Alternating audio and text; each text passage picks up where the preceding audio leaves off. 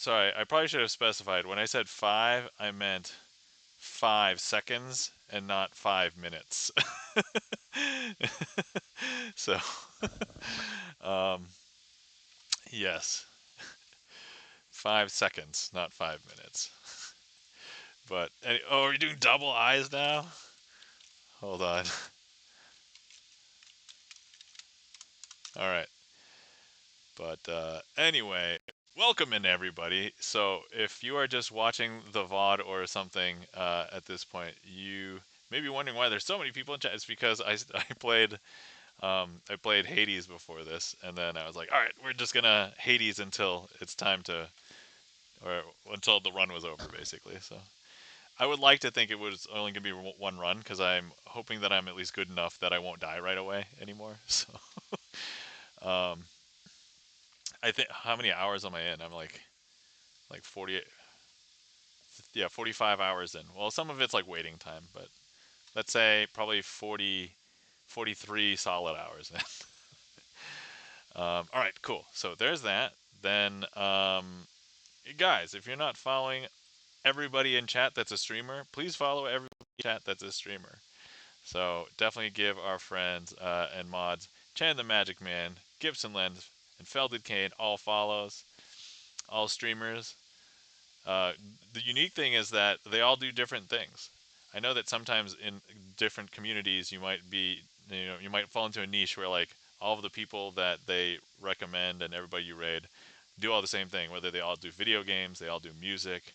But here, all the mods, they do different things. So,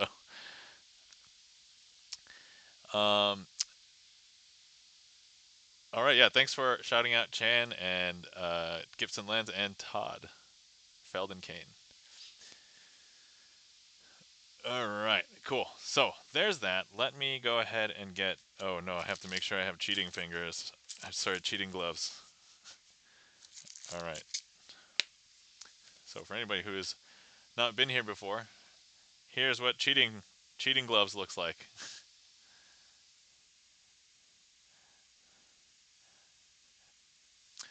But the queue is open. If anybody would like to request any magic tricks, feel free. Thank you for opening the queue, Chan. And today I had a magic gig. It was different in that it was like my first afternoon magic gig. So it happened like between 3 and 4 p.m. Like every other gig I've had was either an evening one or a night one, or actually all of them have been basically evening except for one like morning one. So um,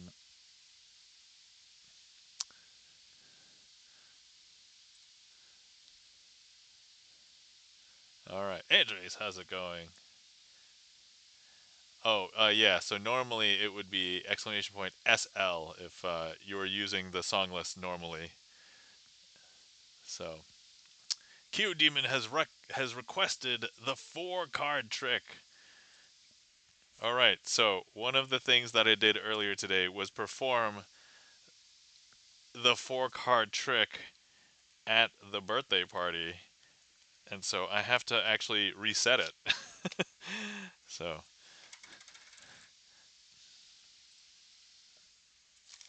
but actually, you know what, Kyo? I'm gonna do something. Uh, we're gonna theme this special, I think, for Q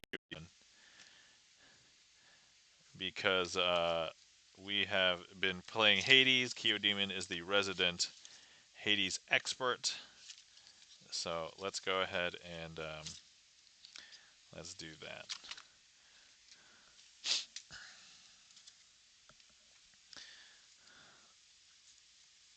Okay, so let's see here. Making sure I'm not revealing the secrets of magic while I reset.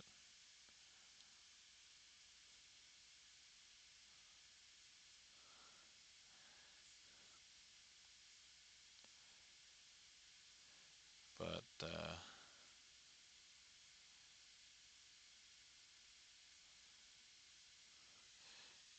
okay.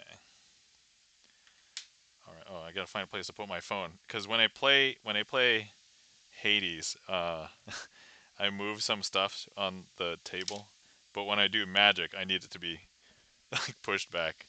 So Q Demon says, "What are the odds?"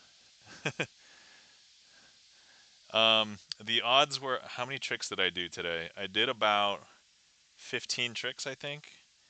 Um, so if you're requesting from the trick list, and there's 50, so that's about 1 in 5. So it's like a little bit less than 20% is the odds. Sorry, I did like the rough math on that. Was that too nerdy geeky? I'm sorry. All right. So first things first, we have a request from Q Demon. Thank you for the request. So I'm really smart, says Q Demon. Now, look, I know that most people in chat, you guys are also really smart. I don't know how many people would go to the lengths to do the math, but I'm pretty sure that Q Demon would do the math, because if you listen to him talk on Tactical Tuesdays when he's playing Final Fantasy Tactics, like there's some number crunching. So not all the time, but sometimes there's some obvious number crunching. All right. So anyway, for this trick, in order to do this trick, we need 1, 2, 3, 4 cards. Now these 4 cards are all different. They're not regular playing cards. If I show you, they're all blank. Okay. And so here's what we're gonna do. We're gonna go ahead and sign. You know what?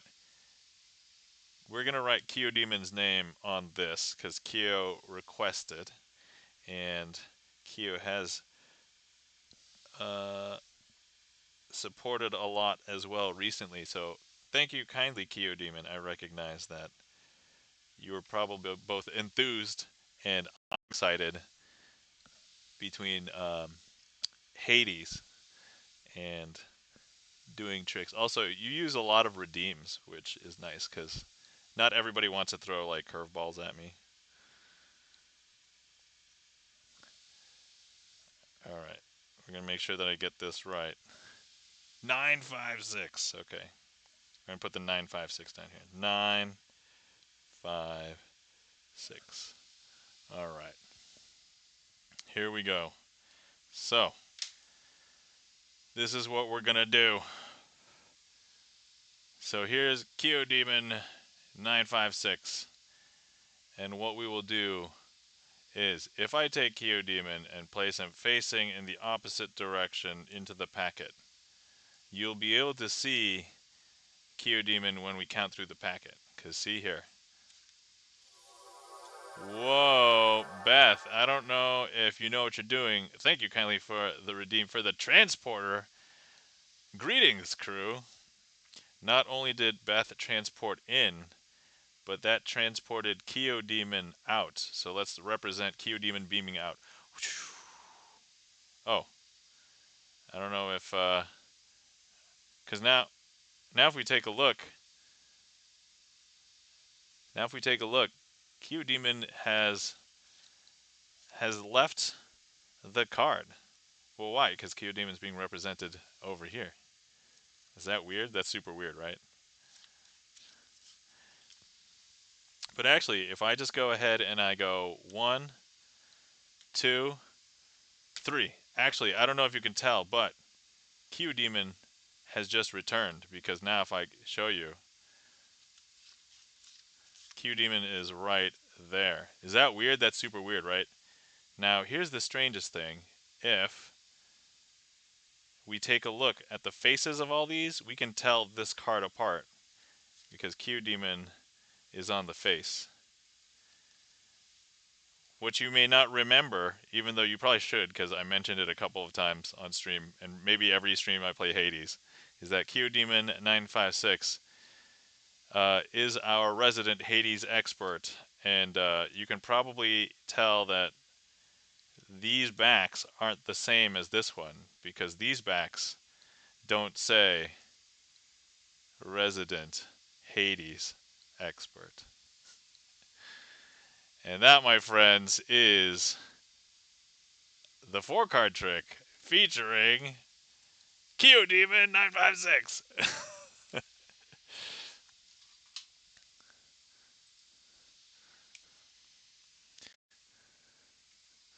All right. And if you were here, you can inspect this card as well. And Geodemon, I don't know if you go to random conventions or things, but if you're ever going to a convention of some sort, let me know. If I'm going to the convention, I'll bring you this. Um, or honestly, if you want it, I can just ship it to you. I just realized, wait, the practicality of just shipping like a playing card is probably really easy. Yo! Yeah, it's harder to ship like, big bulky things like chairs uh and camera equipment and like boxes of cards. Really hard. One single card, super easy. um so yeah.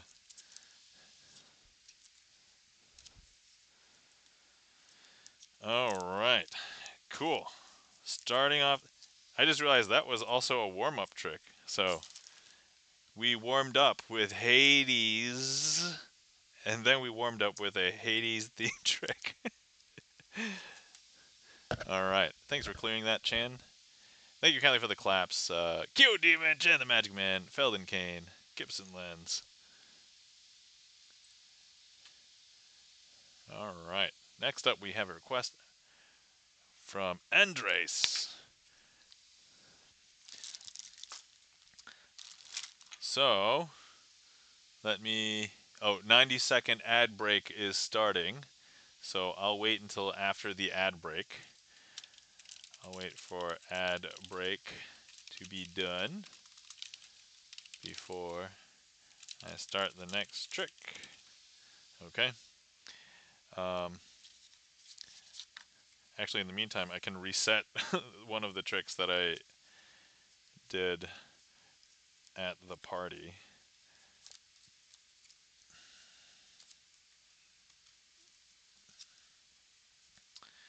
And we can go from there. All right. Boom. Boom.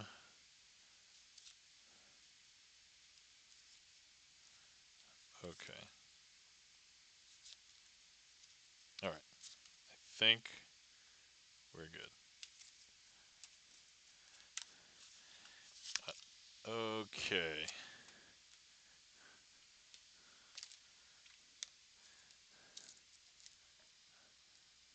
Oh, crap. Okay. Oh, no. Never mind. We're good.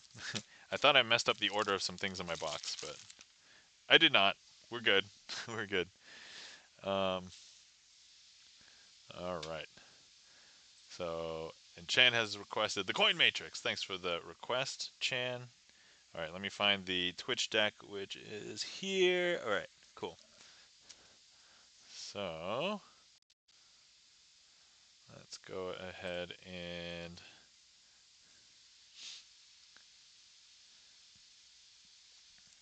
oh, I think I had announced Beth coming in because of the transporter, but I'm not sure if I. Hi, Beth. Welcome in. How's it going? Good to see you. How are you doing? The ad break is finishing now. Okay, excellent.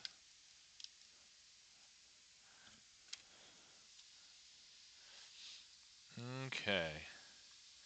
So let's see here. Hourglass will require 8 cards. So we've got 4 cards and 4 cards, and what we're gonna do is we're gonna lay it down so that we have 4 and then 4. Now I'm gonna go ahead and turn these cards, pretend they are an hourglass, and the cards are the amount of sand. So let's go ahead and turn it this way and pretend that gravity is going that way so that it makes more sense for you guys. And so now some of the sand is going from up here to down here. And we can even have some more sand go down. So now if we take a look at a snapshot, there was 4 and 4, but now we can count 1, 2, 3, and over here 1, 2, 3, 4, 5. And now if we wait a little bit longer, we can even see that there's 1, 2, and now down here, 1, 2, 3, 4, 5, 6. But now if I go ahead and I turn the hourglass back. So just a second ago, this had 6 and 2. So now we can let the hourglass send some sand back. So now this will go from 6 to 5. 1, 2, 3, 4, 5. And up here, there should be 3 again. 1, 2, 3. But if we just let that continue, so now we should have 4. 1, 2, 3, 4. And 4. 1, 2, 3, 4. But if we let it continue, now there's 3. 1, 2, 3. Is that right? 1, 2, 3. Yep. And here is 5. 1, 2, 3, 4, 5. But actually, if we take a look at the snapshot of what is in the hourglass right now, you can see that there are really 3 bits of sand up here and 5 bits of sand down there. And that is hourglass.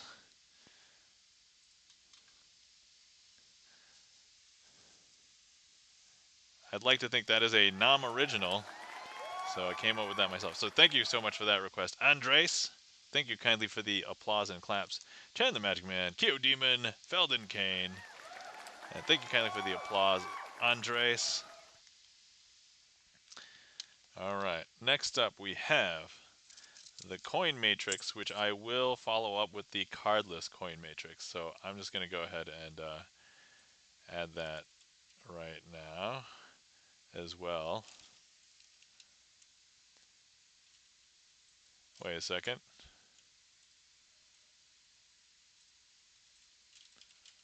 Cardless. Hold on. Is my trick list messed up? Matrix. Do I have a filter? Oh, I do have a filter.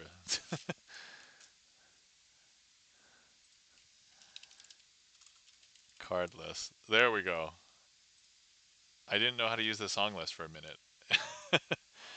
All right. Oh, and then Jumping Gemini has been requested by Q Demon. All right, excellent.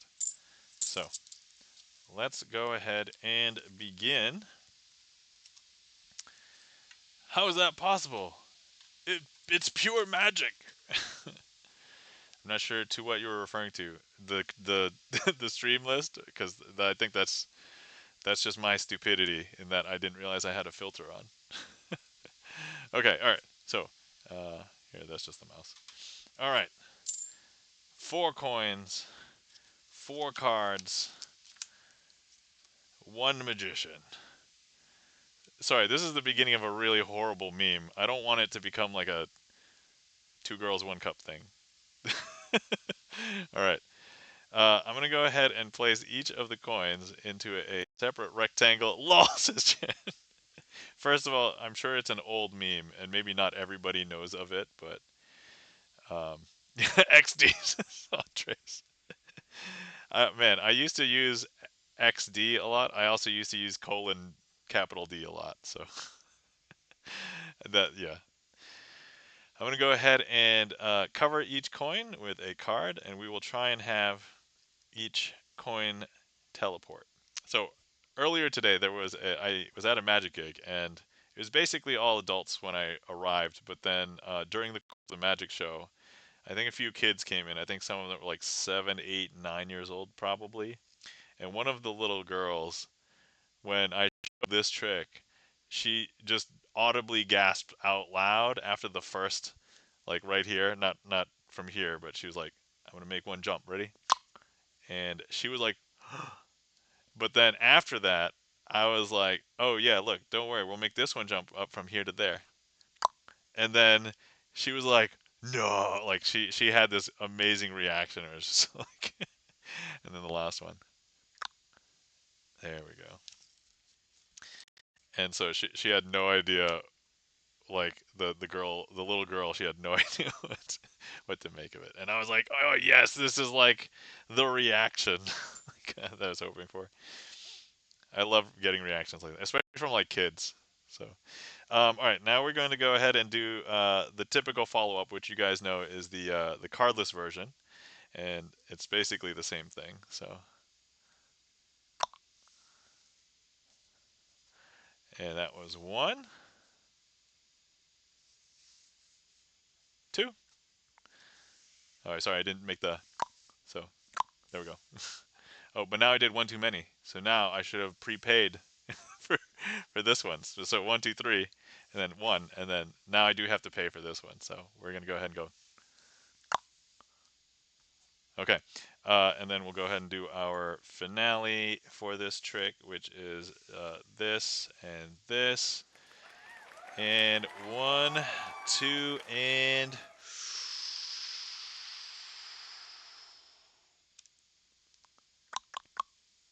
I don't know if you guys saw that, but there we go. And that, my friends, is the cardless coin matrix. His hands are interdimensional portals. No, no, no. They are dimensional portals. What's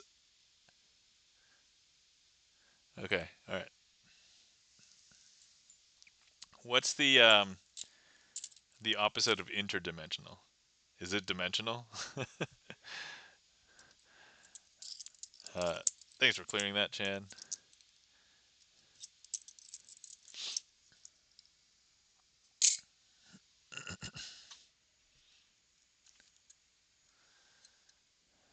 All right. Next up, we have Jumping Gemini, as requested by Q Demon. All right. Let's go ahead and. Oh, should I do the really impactful version of this one? I think I should.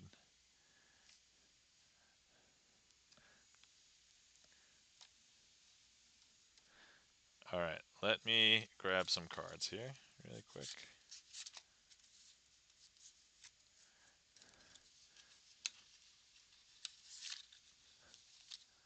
All right. Oh yeah, thanks for clearing that too, Chan. Okay, and then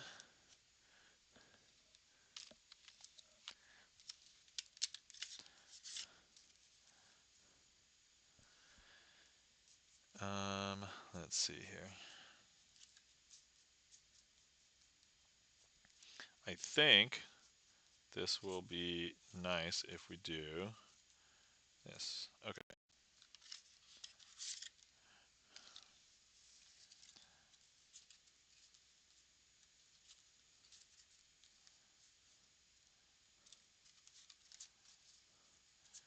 Okay. All right.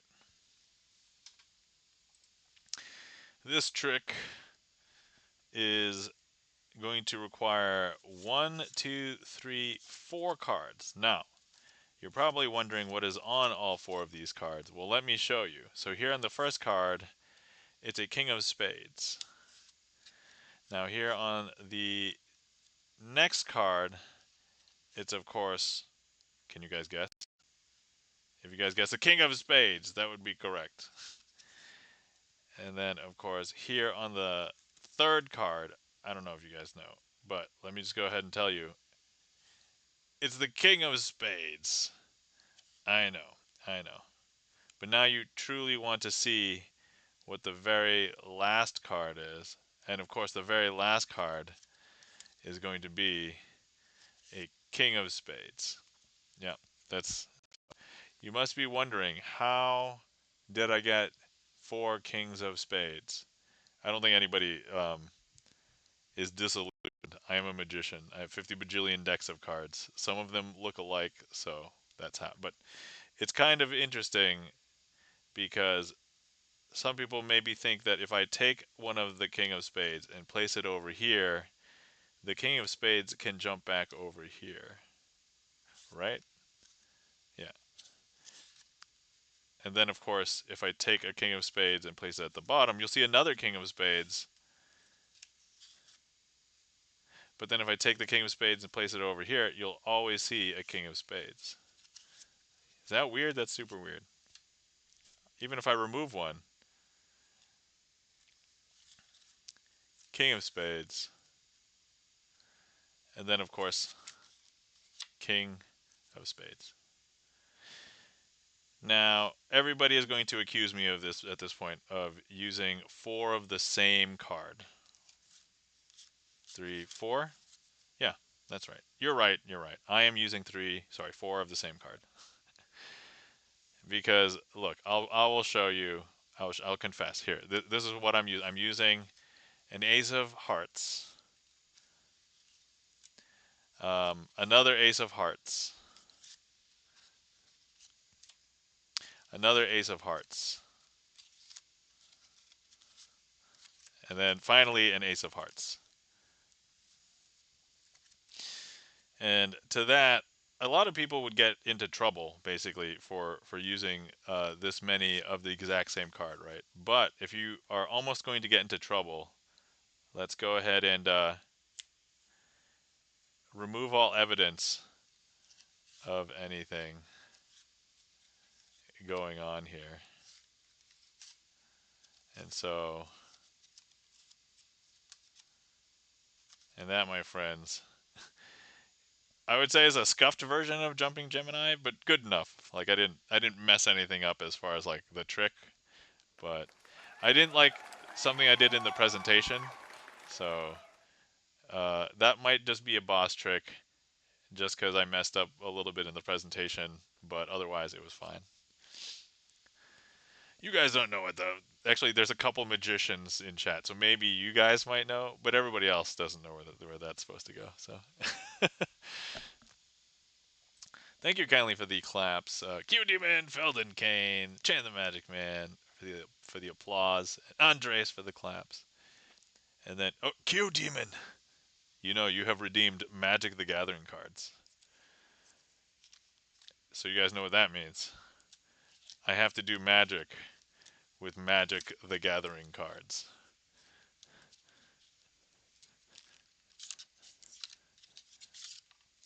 This is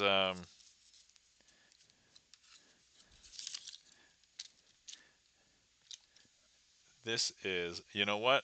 An ad break is starting soon. Oh, okay. All right. So I will, first of all, I'm going to prep for the trick, but we have to know which we're prepping for. So let's see what we randomly get when we spin the wheel.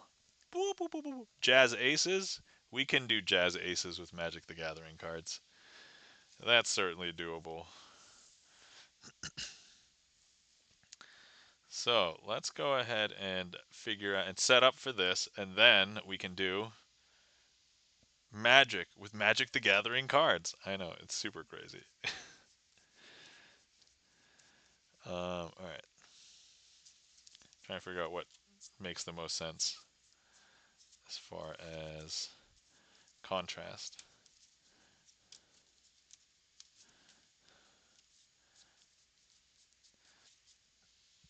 But we will see. All right. Oh yeah, I can probably also talk about the gig while we were waiting. Um, during the break, during the ad break. But I went to a birthday party today. Somebody was celebrating their, mid to late 20 birthday party, and I was invited for an hour, and I went. It was funny because when I arrived, the person who hired me wasn't there, or at least wasn't ready yet. And so afterwards, they were like, um, it was basically like as soon as I arrived, there was like maybe 7 minutes or so where I was just kind of like mingling with the other guests at the party. And it's like, oh, hey, are you the magician? I'm like, yeah, I'm the magician, because I was dressed up in my suit and tie. I wear a red bow tie, so it's very obvious. And then after that, I was like, oh, okay, where do you want me to set up? Because when they arrived, I was able to figure out, okay, let me just start showing some magic to some people. I had asked if there was going to be like a surface, and this was like the very first time where I was like, everything looks like it's going to happen in this room, and it was like the front living room. And so I'm like, okay, let me do the magic here. There was like two couches and one love seat, so there could be like 8 seats, but there were more than that in the house. And the space wasn't very big because there was like a coffee table, and the coffee table was pushed all the way back to the TV. And I decided, if this is where everybody's going to be, the best thing to do is let's go ahead and do the magic here on the floor. And so I'm like doing magic on the floor. And I'm like, huh, this is certainly like a unique, because like all the other times I've been doing magic on a floor, there was a table. But this time, like, there was like a table that was taking up too much room, so we couldn't really use it. And I put my mat, my close-up mat on the floor. Felden Kane says, let's go ahead and do the magic on the floor.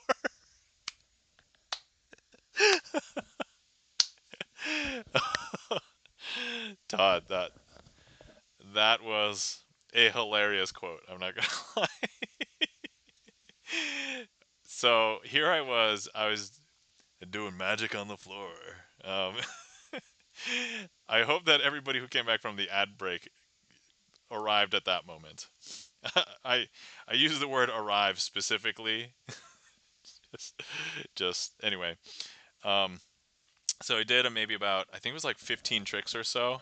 I was like trucking through them fast, so they weren't like not quite as fast as like Hype Train, but probably as fast as no, a little bit slower than my 80 tricks in one stream day.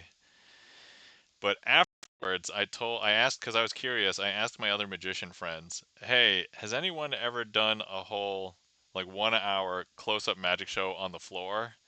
And somebody else, somebody in my magic Facebook chat, they were like, oh, so you did a floor show? And like there were like so many emojis where we were just like all laughing. And it's like, no, not that kind of floor show. So, but yeah, that was, so I'm surprised that when I mentioned that, that somebody here also was like, oh, floor show. Uh, magic on the floor. Yeah. So anyway, I digress, but that was anyway, the show went really well. Everybody had a great time. There was a lot of fun jokes. There was some hilarity. I did customize a few tricks because, that's what I do on stream. So not a big deal for me to customize some tricks for them. And I think they really enjoyed it. So it was a good time. Okay, where was I? Let me. What trick am I doing? Oh, yeah. Trying to find where I put the. Okay, okay, all right. So this trick is normally called Jazz Aces, but we're gonna have to do it with some Magic the Gathering cards instead. And so here we are. So we have some mountains. These are lands. They will produce red mana, but land permanents are typically colorless. Sorry, I'm getting really pedantic as far as like Magic the Gathering is concerned. Importantly, you would never mix up these with these, right?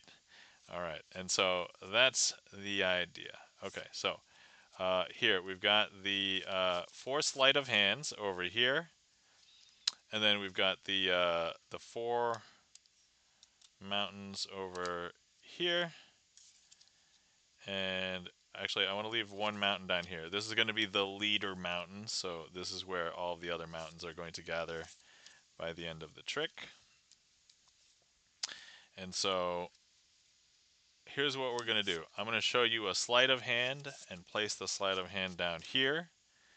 And then, of course, we can show you all the sleight of hands, and we're just going to go ahead and place this mountain in amongst the sleight of hands. Now, I don't know if you can tell, but when I pick this up and drop it in here, you will be able to see that there's no mountains here because that sleight of hand has exchanged places with the mountain. I know, super weird, super weird. But look, we'll take another sleight of hand. Place it down here. And I don't know if you can tell, we're going to pick up this mountain. I mean, look, you can even see that mountain. But I'll pick up the mountain and we will place it here, replacing that sleight of hand. Did you guys see the sleight of hand? Because like it jumped back over here. See, 1, 2, 3, 4, because over here there's a mountain. And of course, let's go ahead and place a sleight of hand down here. And let's go ahead and take this last mountain into the packet and do our final switch with this. So that, did you guys see the sleight of hand? There's a lot of sleight of hand here. See, look. Sleight of hand, sleight of hand, sleight of hand, and sleight of hand, because it has swapped places with the mountain. And that, my friends, is a rendition of Jazz Aces, but with Magic the Gathering cards. And that is called Jazz Mountains, I guess, is probably the best.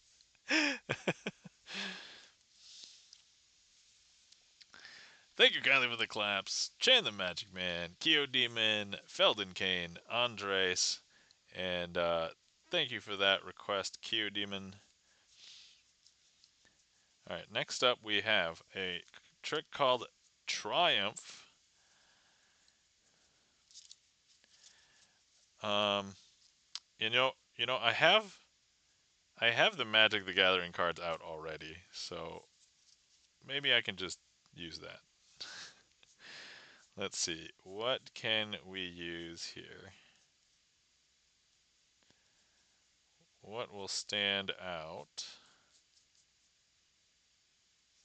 Oh, okay, this is good. All right, here we go.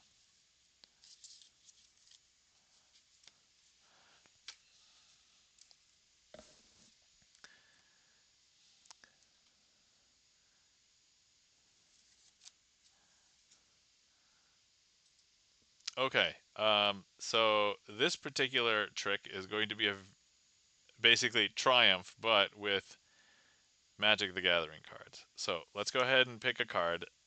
Trust me that this is the only stab wound in the deck. Why did I grab stab wound? Because conceptually, if you were to have a stab wound, you would totally realize it, right? You would totally not, you would not miss that you have a stab wound, I would hope. And the rest of the deck, I just want you to see that there's no duplicates of this because every other card in the deck is a basic land. And so you would not mix this up. So here we are,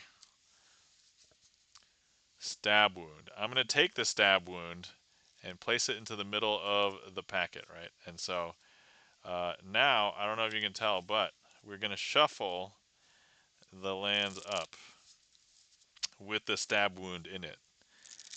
One would hope that we would never retrieve a stab wound to our person. But now, as part of this trick, we're going to have to do something unconscionable, and that is shuffling face up into face down cards. And so, look, I'm going to go ahead and shuffle these face up into face down cards. Push those together. Now you'll be able to see that we have some cards that are face up, some cards that are face down, and so on. But I'll show you how really messed up it is. So here we have a back to a front. Here we've got a front to a back. Front to a back. Hold on, I want to find like a really weird place. That's a front to a back. Oh, wait. Here's a weird place. Right. Okay. Here we have a back to a back. So, yeah. Anyway, we can have this be fixed somehow, magically. Magically, by using the magical deck sock. Here we go.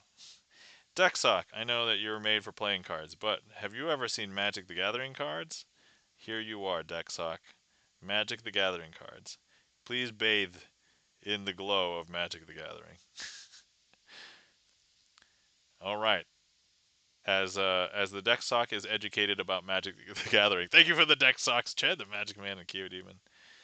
Um, I don't know if you guys. Thanks for the deck socks, Charlie's Beats. I don't know if you guys have noticed, but actually the deck sock knows how to do this trick regardless of cards used. And so if I show you now, when we spread the deck noticeably has one card facing in the opposite direction. And that's the one card we want to visibly shield our eyes from because we don't want to see a stab wound for any reason. And now, if I have the deck sock, go ahead, deck sock, do the honors. All right, here we go. 1, 2, 3. Boom. Look at that. The deck sock has found and flipped over the stab wound so that we don't have to experience it. For the record, when a deck sock experiences a stab wound, it's okay because it's stretchy. It'll make it through. Feldenkane, thank you so much for the deck sock, gigantic deck sock. So one of the things that I was trying to determine when I was deciding on the deck sock, if you actually take a look, I call it deck sock hug, and I'm like, now when people get a gift sub, if they ever if they ever use hug, they'll be like, why is there a sock? And they'll see it when hug comes up. And conceptually, the deck sock hugs a deck of cards, right? That's concept. So, but Feldenkane, thank you so much for the gigantic deck sock emote. Thank you kindly for the claps, Kyo Demon, and thanks for clearing that. Chan the Magic. All right, there we go. Awesome. Thank you kindly for the claps, Charlie's Beats. So,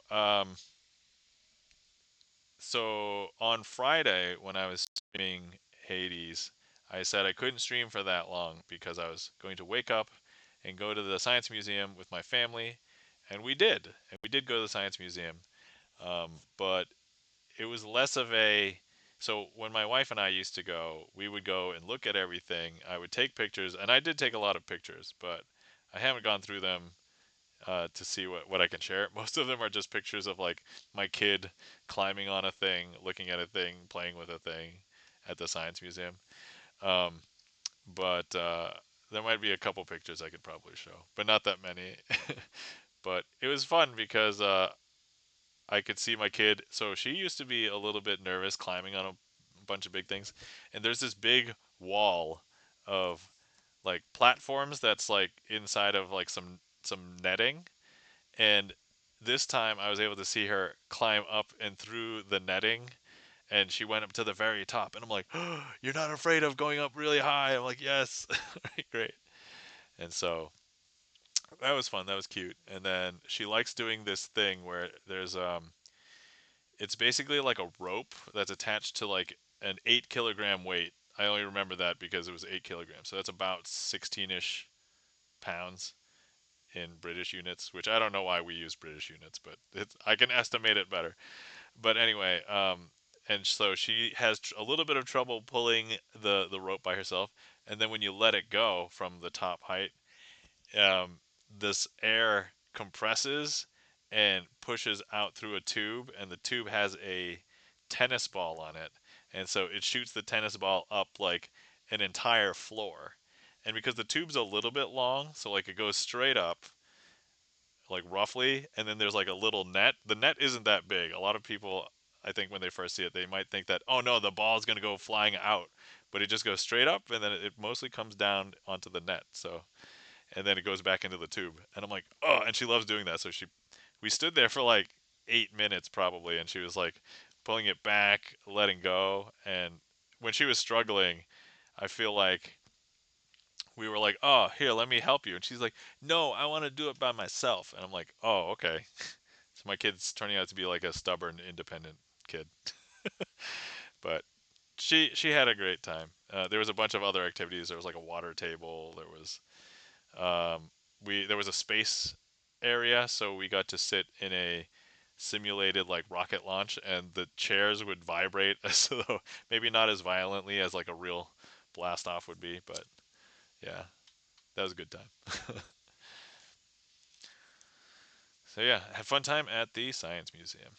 All right, that was two tricks with Magic the Gathering cards. Hopefully that is good enough for the redeem. Ad break is starting soon. The queue is empty if anybody would like to request any tricks. And then about whatever trick we do next, I won't start until after the next ad break. So that way, if there's lurkers or people who are not subbed, you will be able to see all the magic at least. Nice, nice, nice, says Chan. Speaking of which, Chan, I was lurking a little bit in your stream when you did in real life. You were exploring Pheasant Lane Mall. For anybody who doesn't know, I'm originally from the area that Chan is like in and around all the time, so I presume that Chan lives over there. But I used to go to Pheasant Lane Mall a lot as a kid, and so I remember going to that mall and just hanging out, especially when I could drive because it's so close to. There was another place near there, um, which is across state lines, I think, because Pheasant Lane Mall is in Massachusetts, but it's like literally like an 8-minute drive to the state line, and then just over the state line in New Hampshire, there's this place called Fun World in a city called Nashua, New Hampshire, and I'm like, that was my jam. That was the place in which I would hang out. Because there were 3 floors of arcade games at Fun World. So Chad says, "Oh wow, yeah, yeah." So yeah, I remember Pheasant Lane Mall. So that was that was where I hung out when I was a kid. I I think I went there once. Oh, Fun World? Yeah, Fun World's a great time. So yeah, Fun World is so it was fun. The thing is, I think over the years, like they probably let a lot of the games like go, they let go, but a ton of the games there, I think the handful that were like money making, I feel like there was a big dance game community, and I don't know if that has persisted, but the dance games were basically kept up um, well, and they eventually moved them to like their own space, and so people who just played dance games for hours, we had our own space like on the top floor with just 3 dance games and like maybe a couple other arcade machines, and I would just be there and play dance games for like 4 or 5 hours. Just hang out with people who would also come to play dance games. It was a good time. All right, here's the ad. Yeah, a long, long time ago in a galaxy far, far away, we have 3 requests. All right, excellent. So Charlie's Beats has requested maximum penetration, the card trick, the card trick, and then Andres has requested back illusion, and then Chan has requested a random request. So, and of course, it's the boss trick. All right. Okay. I have to prepare for maximum penetration. The card trick. The card trick. uh, I'm not gonna lie. This is like a funny gag. I love the gag. The joke, not a real gag. All right. You know how we used to say, I'll try not to do anything interesting during ad breaks, and basically all I do is just talk, and I just feel like, and then there was like this one stream where I forgot who said it. I think maybe was it Charlie. Charlie said, "Oh, this is where all the interesting stuff happens." It's during the ad breaks, right? uh, Good times, good times. Well, I'm not really going to change the format of the the stream at this point. There is a workaround if anybody wants to hear what happens, and this is kind of useless because the people who can hear it live right now. The people who can't hear the tip. Oh wait, the ad break is finishing now. All right.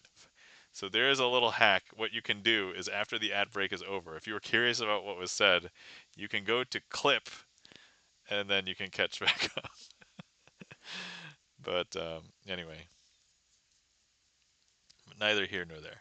I think that's always been here, right? But okay, all right. Let's see. Hang on, I'm looking for a card. There we go. Now I'm going to need the box.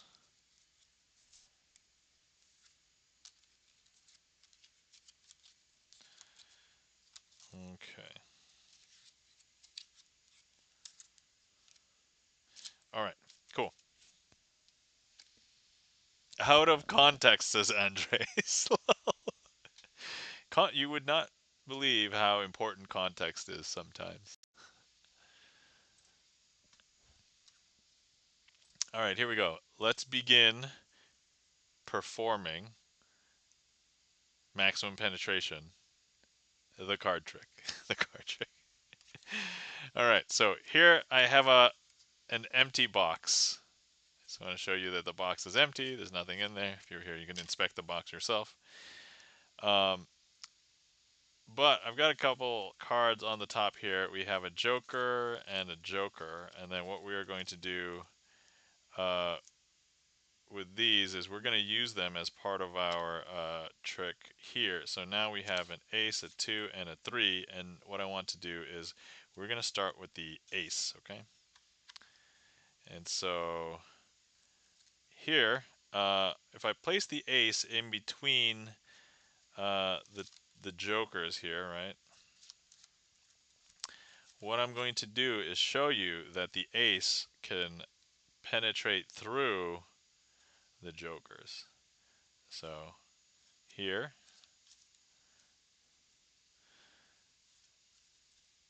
all right, ready? 1, 2, 3. Oh, sorry. Failure to launch. Failure to launch. Let's go ahead and do it one more time. 1, 2, and 3. There you go. See, that ace has penetrated through both jokers. Okay, so now let's go ahead and grab the, let me see here, the 2, and we'll place the 2 here in between the two jokers. Okay, so now let's go ahead and, hold on, I think I forgot how to do this part of the trick.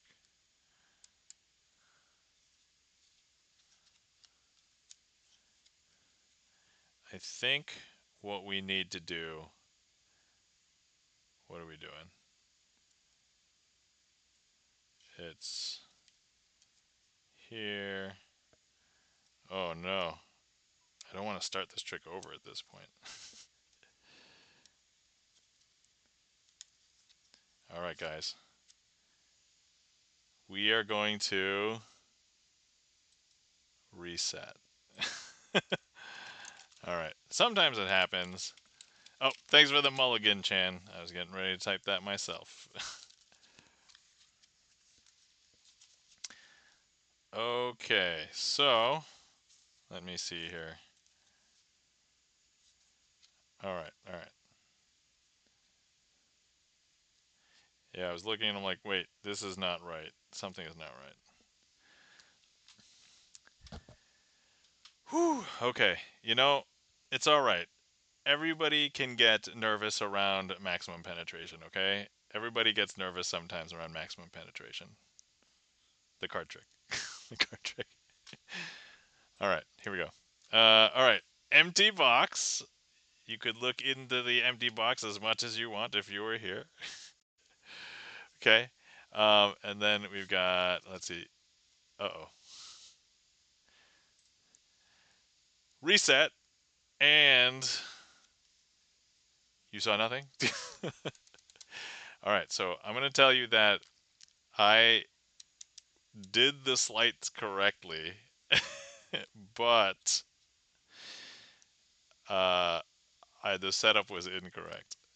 So we are going to mulligan again. Actually, from the top, from the top. That's okay. For anybody who's seen this trick before, you know where it's going anyway. So you're probably like, oh, and then now you're connecting the dots. That's all right. That's right. Okay, so this one is certainly going to become a boss trick later as well. So Charlie's Beat's really good at finding the boss tricks. Okay, all right, here we go. Take 3. Third time's a charm? All right, here, inspect the empty box. You know, we're looking at this empty box an awful lot. Okay, now let me show you that I haven't found many lately. You know, I think because when I did my stream with like 80 tricks in one stream, that was like a good refresher of basically all of them. So, but yeah, so Joker, Joker, and we have the ace 2 and the 3. Let's go ahead and start with the ace. Grab the ace, place the ace here in between the 2 jokers. And then, of course, we are going to go ahead and try and have the ace penetrate through both cards. And I could do my joke failure to launch or just get it right the first time. Ah, there we go. Okay, excellent. And so now that ace has penetrated through both jokers. Okay. And now I'm going to grab the 2 here, and we will place the 2 in between the 2 jokers. Like this. And now the 2 is clearly in between both jokers. But now if we just go ahead and have the 2 penetrate through 1, 2, and 3, both of those jokers. Excellent. And so now here we have the 3, and the 3 here is, oh yeah. So the reason why I showed you the box is empty, we have the 3 here. I'm going to go ahead and place the 3 into the box like this. We still have the 2 jokers there, but actually, let's go ahead and show you how the 3 will penetrate through the box, okay? So here we go, 1, 2, and 3. I don't know if you could tell, but the card has gone through the box, and here it is. Now this is going to penetrate your mind, and so I'm going to smash the 2 jokers together. And if you take a look now, those 2 cards have become 1 card. And it's a 4. And you're probably wondering, wait, where are the jokers? A lot of people think, oh, there's got to be the jokers are in the box, right? Well, when I open, and this is where it's going to penetrate reality, unless you saw me do a redo. But if we pull out this card from inside the box, as we all know, there isn't anything magical. You saw me put a card in the box, but I don't know if you can tell, but this is indeed not a joker. It is the 5 of spades. And that, my friends, is a more successful performance of maximum penetration. Thanks for clearing that, Chan. And yeah, that one was a struggle. My apologies, mostly to myself. I thank you guys for being a graceful audience and allowing me to start over. But that's what it's supposed to look like, that last one. And then those first 2, yeah. So, you know what? I'm actually opening the spreadsheet right now. I cannot forget that this is going to be a boss trick here. So we are going to be putting in maximum penetration, the card trick. All right. Thank you guys. kindly for the claps. Anyway, Chad the Magic Man, Charlie's Beats, Keo Demon, Felden Kane.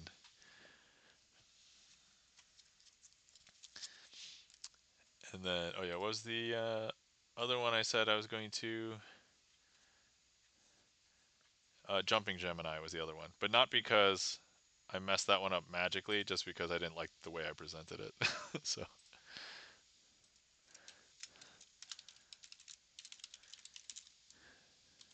Gemini. Okay, cool. While I was in the list. Andre says, I feel that maximum penetration is a very powerful trick, so much so that it makes the magician nervous. Now imagine combining that with doing it on the floor.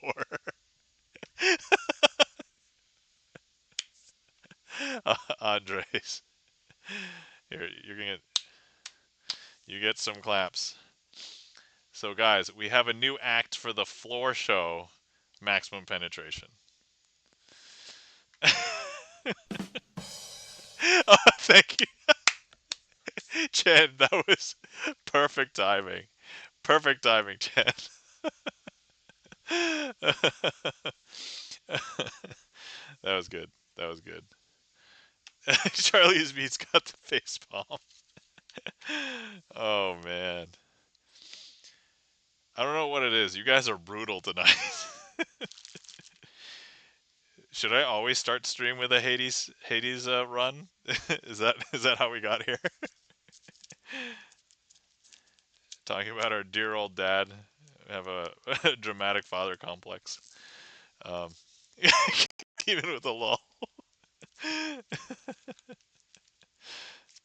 I don't know how we got here, but I guess this is where we're hanging out. I used to say, because other people would say, "Oh, get your mind out of the gutter," and I'm like, "But my mind lives there. Like that's that's where it is all the time. Where is it gonna go? It doesn't have anywhere else to go."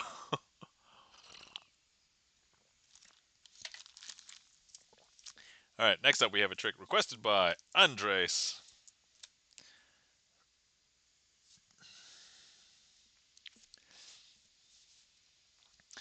All right, so here we've got 4 cards. We have the 4 aces. We have the ace, and I'm using a different deck. It's not like the bicycle deck. You can see the back design. We have the ace of diamonds, the ace of clubs, the ace of hearts, and the ace of spades. Now, if I was to ask you, what color were the backs of these cards? I think a lot of people, if you were paying attention, was anybody paying attention? It's to a card that's called Back Illusion. You weren't thinking about the backs. Blue, says Chan the Magic Man. Yeah, that's correct, because here, blue, right? But, actually, I don't know if you know, if I take the ace of spades and I just rub it on the backs of these cards, just like this. I don't know if you can tell, but look, it has actually turned it from blue to red. And so now if I show you, all of the cards have red backs. Now, everybody realizes that it's probably just an illusion. So how many would you say are actually blue backed? 2? How many red? 2? How many would you say?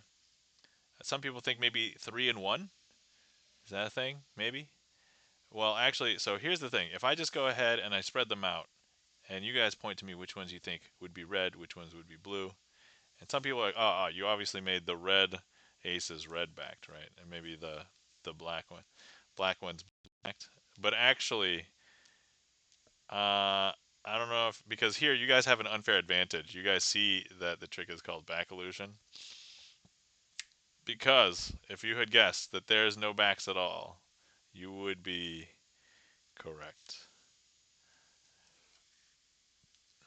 And that, my friends, I'll call a successful performance of that first try. So, there we go.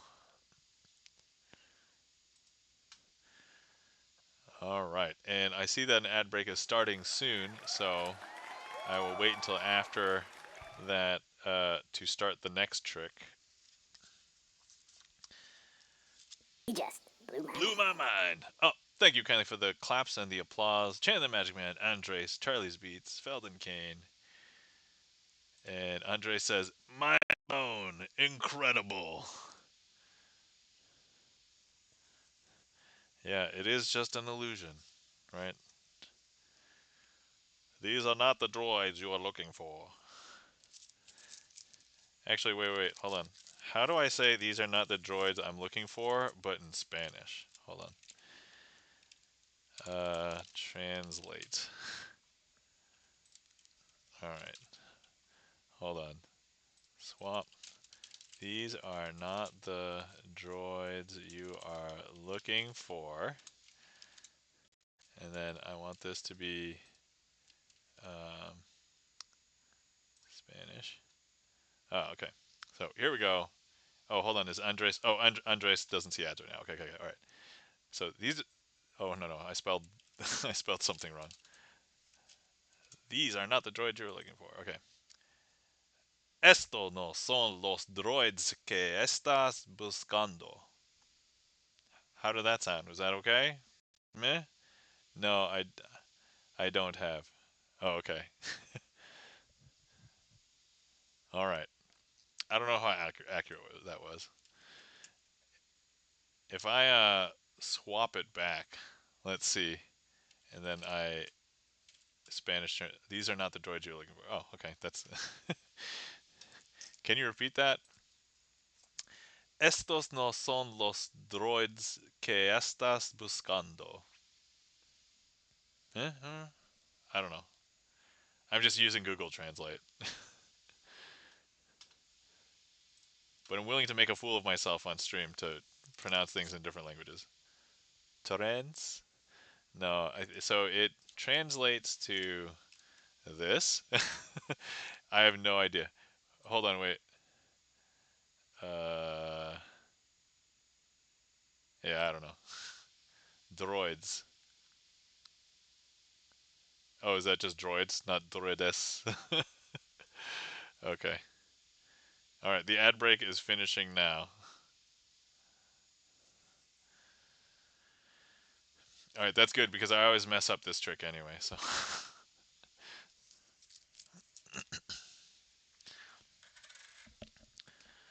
all right, very good. Oh, all right. Eh,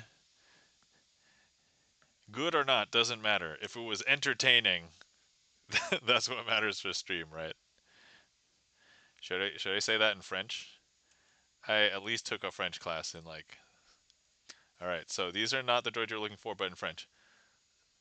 Ce ne sont pas les droids que vous recherchez.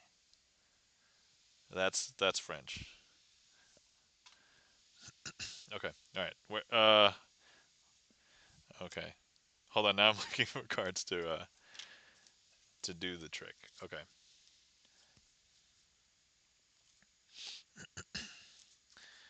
Let's go ahead and use because Chan requested the trick, so let's go ahead and use the Queen of Clubs, and let's use this and okay. All right. So all right. Here we go. So here we've got the Chan the Magic Man signed Queen of Clubs and the Ace of Diamonds. So if I take the Ace of Diamonds and place it down here, and we see Chan the Magic Man up here, however, I don't know if you guys can tell, all I have to do is go 1, 2, and 3. Ugh! Alright, see, look, it changed to the Ace of Diamonds. Now, if I go ahead and I pull this card that was here, I'll show you that it was indeed, and I don't show you and I don't flash the card that's behind the other cards.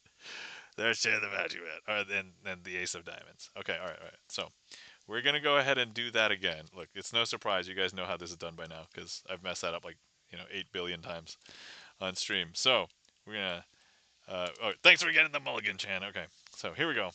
Messing that trick up, that's okay. but at this point, I think you guys all know how the trick's done. So, all right. Hey guys, look, I have two cards in my hand. Shh, I'm lying to you. And now look, we have the Queen of Clubs and the Ace of Diamonds. I'm going to take the Ace of Diamonds and place it down onto the table. Look, we have the Chan the Magic Man, Queen of Clubs here. Yeah, you saw nothing. That's right. So now, if I just go ahead and 1, 2, and 3. Ugh, you guys still saw nothing. All right. And now I'm going to go ahead and show you that this is indeed the Queen of Clubs. All right. Still not the best. Still not the best. Okay, okay. All right, all right. So, um, close enough. It was, yeah, I would say that one was close. All right, all right. Here we go. Let's do it one more time. Because otherwise, if I don't do this more times, I'm not going to. But hopefully, this also illustrates like how difficult some sleight of hand is. Right. Okay. Queen of Clubs, Ace of Diamonds. Place the Ace of Diamonds down here. Okay. Queen of Clubs here. Let's go ahead and 1, 2, and 3. That look good? That probably looked the best out of all of the takes. And then here, boom. All right. I think that one probably looked good. I'm guessing that one looked good. All right. Okay. And now we'll call that done, but we have to leave the snap change transpo on the on the boss trick list. Oh yeah, yeah, I should have at least told you guys we encountered a boss. Snap change transpo has probably been a boss for like months. So, but anyway, for those of you who want to get started with sleight of hand card magic, that was almost a tutorial right there. Not really a tutorial. I didn't guide you at all, but you guys saw how it was done.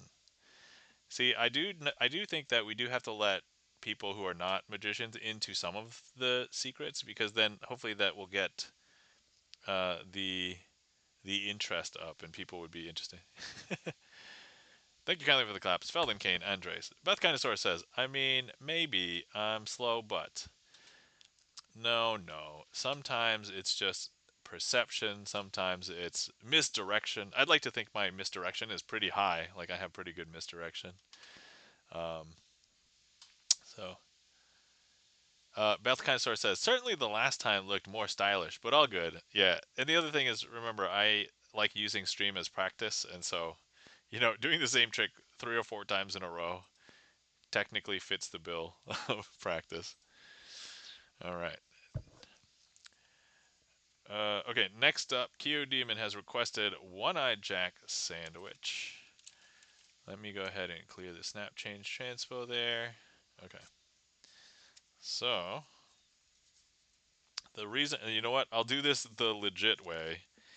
So, I don't normally like to use the two One-Eyed Jacks, but that's basically how the original trick was done, using the two One-Eyed Jacks. So,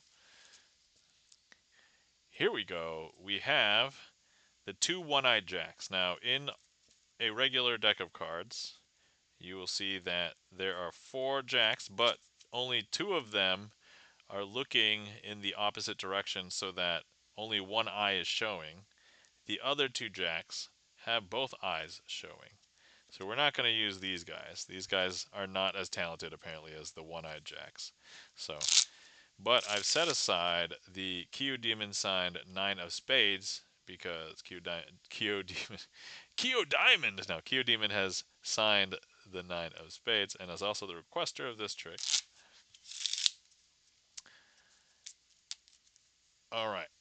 So, here's what we're going to do. These two one-eyed jacks are really great at finding cards, but they want to find Kyo Demon. However, if Kyo Demon's over there, these two jacks can't find him, and they find some other card. This card doesn't matter, but the one thing that we do know that it cannot possibly be the one. And so I'm going to go ahead and cut them into the middle of the deck here. And so there they are. Beth Kinosaur says, one day you'll do all those fancy top flips or whatever it was, no problem. Man, those so the top flips and stuff, those are the hard things, right? So now just to show you really quick, there it's neither of them are on the top, and nothing's on the bottom there. I'm going to take Q Demon sign 9 of spades. Adam07950, very flippy. Thank you kindly for all the emotes, the glorious ace top flippies. Welcome in, Adam. How's it going? Good to see you. Hopefully you're doing well. Thanks for the lurk, Chan. I don't know if you've streamed recently, Adam, but feel free to give Adam a follow. I don't know if it's been a hot minute, but okay.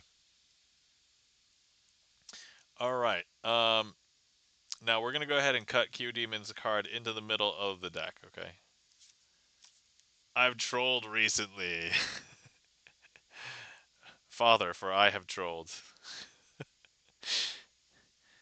And now, once again, I did say that those one-eyed jacks were looking for Q Demon. Maybe they're monsters inside Hades' dungeons, but they couldn't find a Q Demon before because he wasn't in there, but now he is, and so now if I show you, this part's not that surprising because as you can tell, there is a card in between them, but I did put a card in between them. However, what are the odds that they have found the card they were looking for, or the person they were looking for? In this case, it should happen to be Q Demon sign 9 of spades.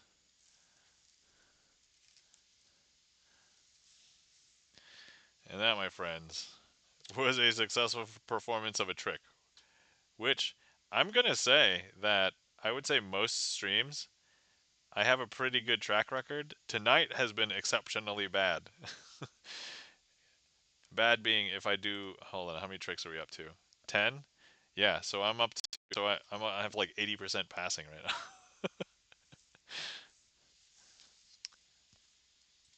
Beth Kind of says, "Oh, Top Shot. I'm talking about that shuffle style. Oh yeah, yeah. Oh right. That yeah, yeah. The Top Shot is crazy. Um, yeah. Beth kind of sorta. Yeah. That fake shuffle that has a as a name. And if I told you, you might be able to go into a magic store and purchase the fake shuffle for $10. Although if you don't do card magic, it's probably not worth it for you. But thank you kindly for the claps. Q Demon, Felden Kane. Q Demon, thank you so much for the fanfare. You know, I added that like a long time ago, and I think it's been used like maybe twice ever. One of which was me, I think, demonstrating it on stream. But thank you for that. But yeah, we have a Final Fantasy 7, and for anybody who doesn't know, I set it to be 777. I know that the obvious reference is actually it should be 7777, but anyway, I didn't want it to cost 7,000 channel points. That seemed ridiculous. But yeah. Well, yeah. So thank you kindly for using the fanfare, because to this very day, when I hear the fanfare, I know. Wait, have I had this on my shirt the entire time since stream started? Okay, that's all right. I just saw myself in the, and I don't know if it's been there like the whole time, but I was like, it all of a sudden started bothering me if it wasn't there the whole time. Uh,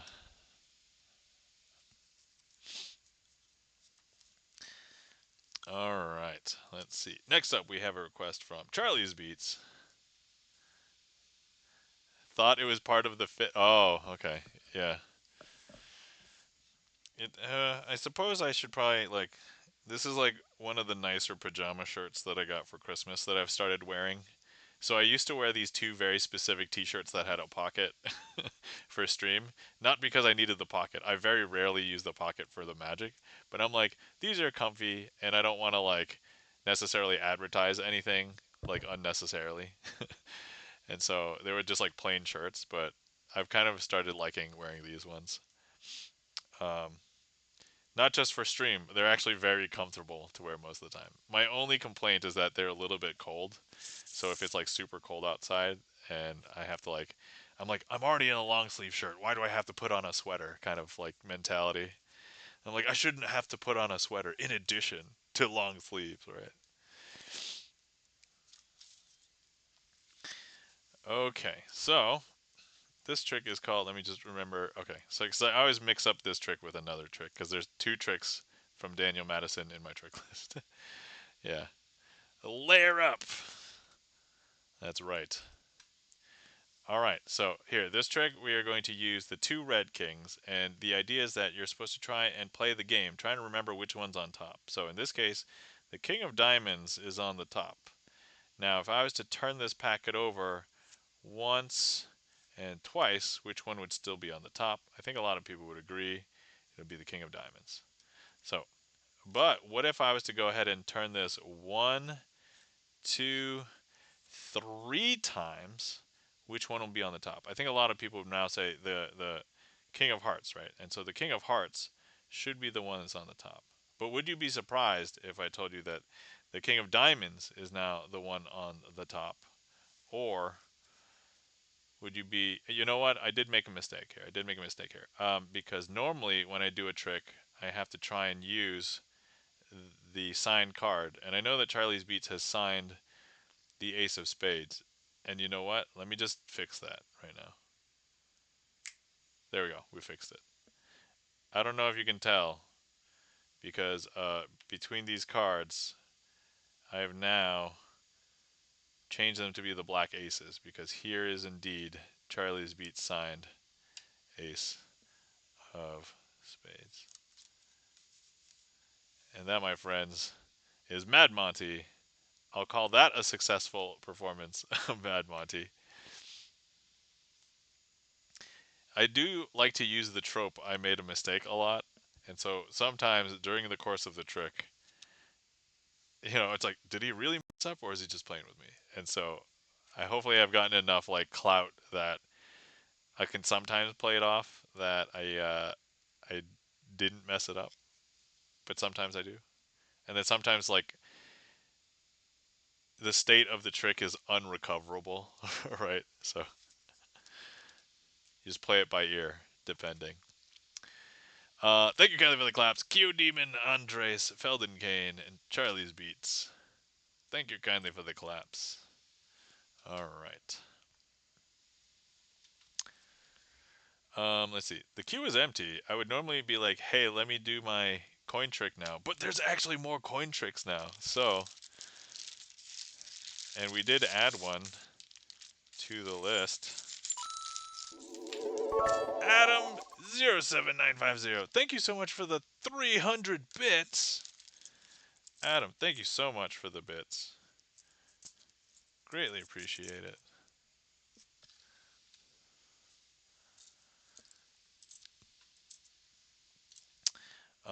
Let's see. Where was I? Oh, yes. So, oh, because I said coin trick, and then Adam was like, oh, coins. Ah, I'm understanding now. Comprehension is occurring in my mind. uh, okay. So, thank you so much for the bits, Adam. Greatly appreciate it. All right, so let's see. Here's where we're at. Okay.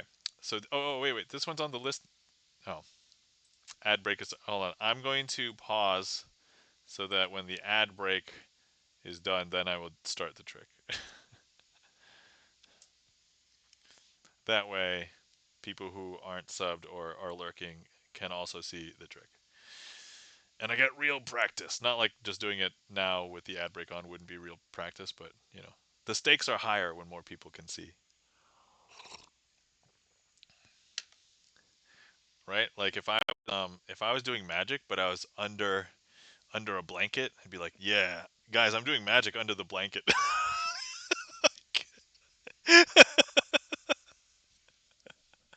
I, I cannot believe.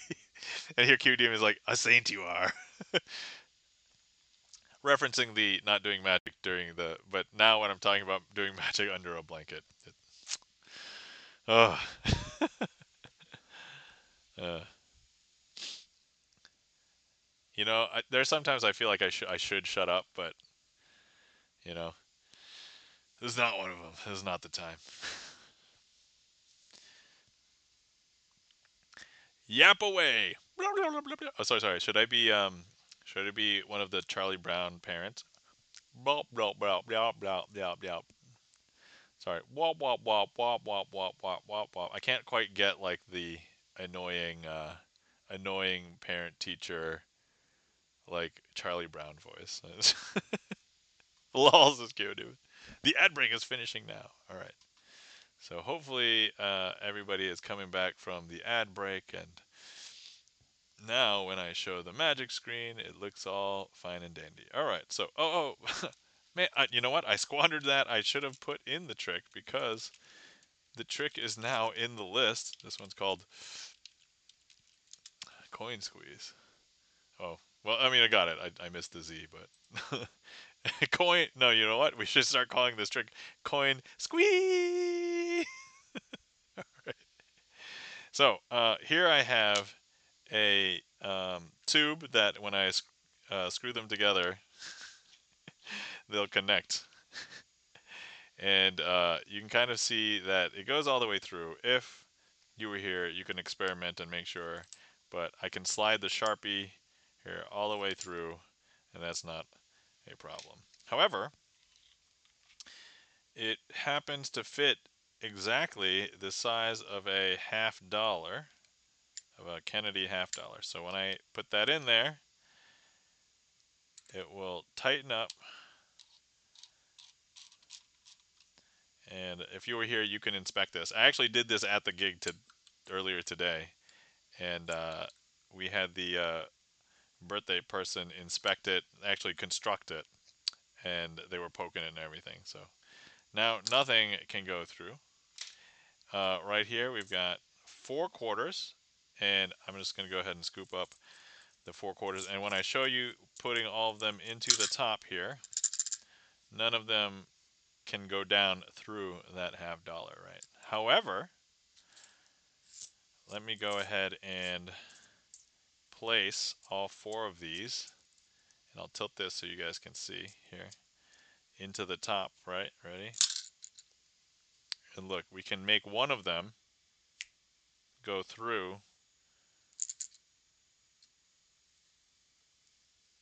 and now if I show you right there, once again, let's go ahead and do that again. Place all 3, we can make one go through. I don't know if you can tell, but look, there's another one that has gone through. Now if we take 2,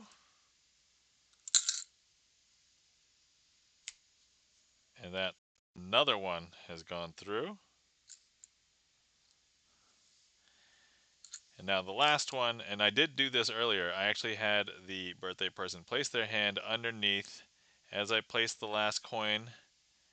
And ready, 1, 2, and 3. It actually plops right through. And immediately, what we can do is open this up and have it be fully inspected by everybody. And that is, I'll call that a successful performance as well. But yeah, that's the relatively new coin trick. I know I've shown it on stream a few times, but I'm really liking this one. I'm really enjoying the effect, the visual, the magic impact. And earlier today, that was actually the first time I performed it for somebody who wasn't stream and who wasn't part of my family and who wasn't like a magician. So I performed it to a lay person that I did not like know before the gig, and the reactions were great. They all loved it. So yeah, that was good. That was good.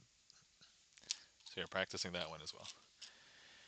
Jimmy Page, welcome in. Thank you kindly for the claps. Q Demon, Andres, Jimmy Page, Felden Kane, Charlie's Beats. At a restaurant gig? No, so this was a birthday at a private residence. So, what's your set list for a restaurant gig? So, Jimmy Page, I currently don't have a set list. I actually just draw from all of the tricks that I know. So what I did for this gig was I kind of just came up with all the tricks that would be good because I spoke with the birthday person, um, and I'm actually trying not to use. So the person whose birthday it was a they were transitioning to non-binary, and so um, I don't want to say birthday boy, birthday girl, because that wouldn't be appropriate. And I also messed up the pronouns once during the show, but I think it was like one of her one of their relatives. See, I almost messed it up there. Referred to them as she, like when they opened the door for me, and so I was like, ah, oh, crap, that's gonna stick in my head, and so I messed it up. But I was trying. But then the rest of the show, it was perfectly fine. But yeah, I just customized like a handful of tricks.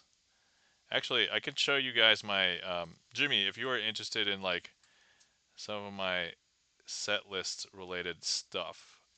This might be actually super interesting. Now, a lot of you guys don't know like my process for coming up with tricks, especially if I'm gonna do stuff. This might be an interesting thing to show right now. So hang on, let me pull it up. Keo Demon says, "Have you DM for D&D?" Keo Demon, the answer is no, but a lot of people have said that I have the imagination. I could probably do it. I love the storytelling aspect too, so I think it would have been fun if I had gotten deeper into D&D. I generally like D&D, but I don't have enough like technical knowledge, and also at this point in my life, I don't have that many friends who can dedicate like the same time slot. Like most of my friends now are like parents of kids, and we're mostly just our lives revolve around kids. And right now, my life also revolves around all of my extra stuff where I could possibly get some income because I'm unemployed. But other than that, like yeah, it's kind of tough otherwise. Q Demon says, I have a friend like that as well, and yeah, I get the vibe. Cool. Well, thanks, man. I appreciate that because you know what D&D's DMs make? Great entertainers. And I'll take that any day. So and here's the thing, if I just did magic and I was a boring guy, I don't think anybody would hang out with me. I would like to think that you guys are hanging out with me because either you like me or I'm entertaining. So in which case, both of those reasons, I fully accept your attendance here. So thank you guys. Andres asks, "What is D&D?" Oh, that is short for Dungeons and Dragons, which is also funny because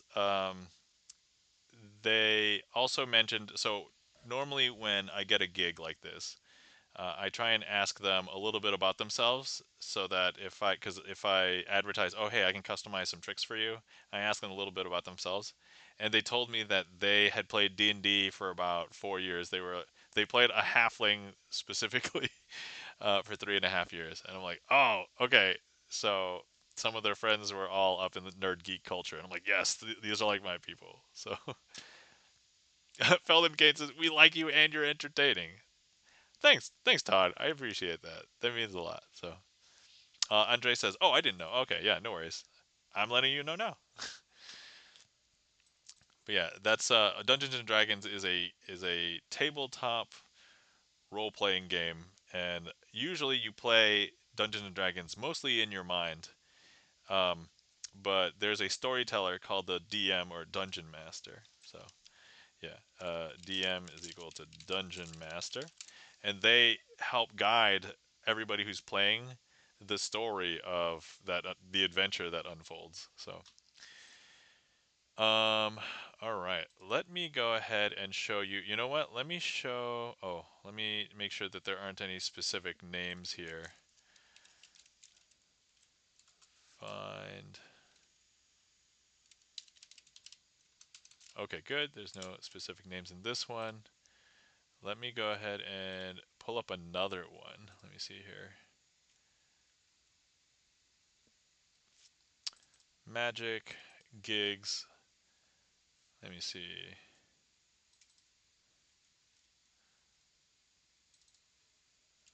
You know what? I can. All right, sorry guys. I did not plan on. I don't know if this would be too private or personal, but actually, okay. Let me see. Boom, boom. Let's just make sure there's no other names. Okay, cool. And then,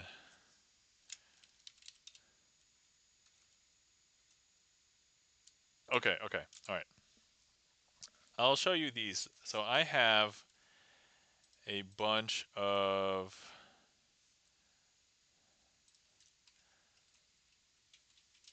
documents.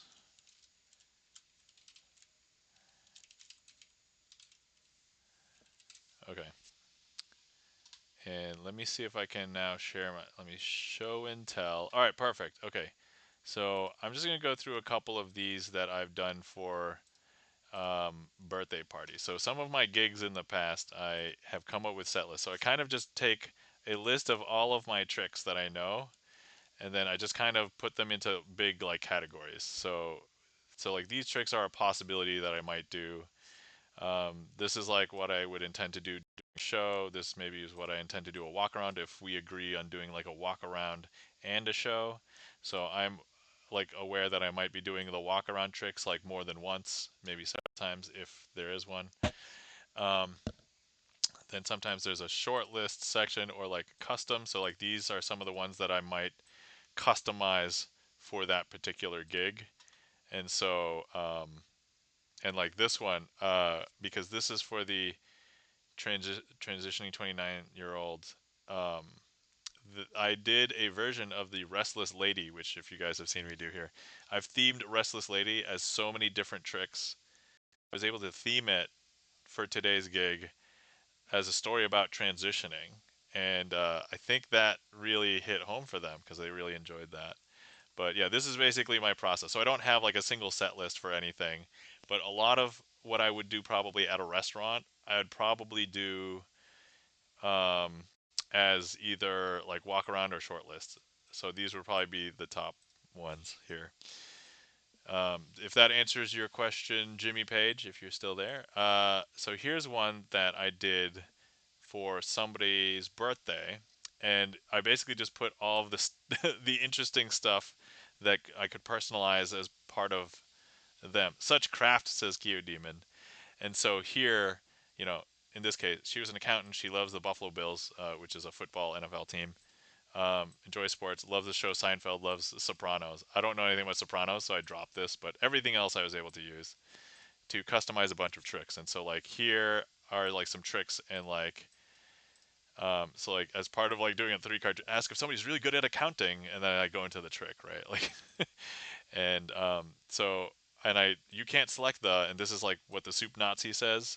And if you guys have ever seen Seinfeld, one of the tropes in the show is a soup restaurant that's run by somebody called the soup Nazi in the show. So I'm not saying like anybody's a Nazi literally, it is just referencing the Seinfeld reference.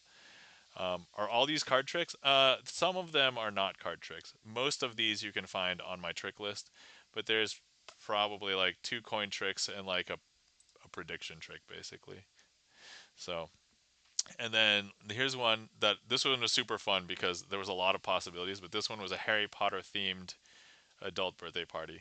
And so the birthday girl in this case was turning 30, and the entire party was Harry Potter themed.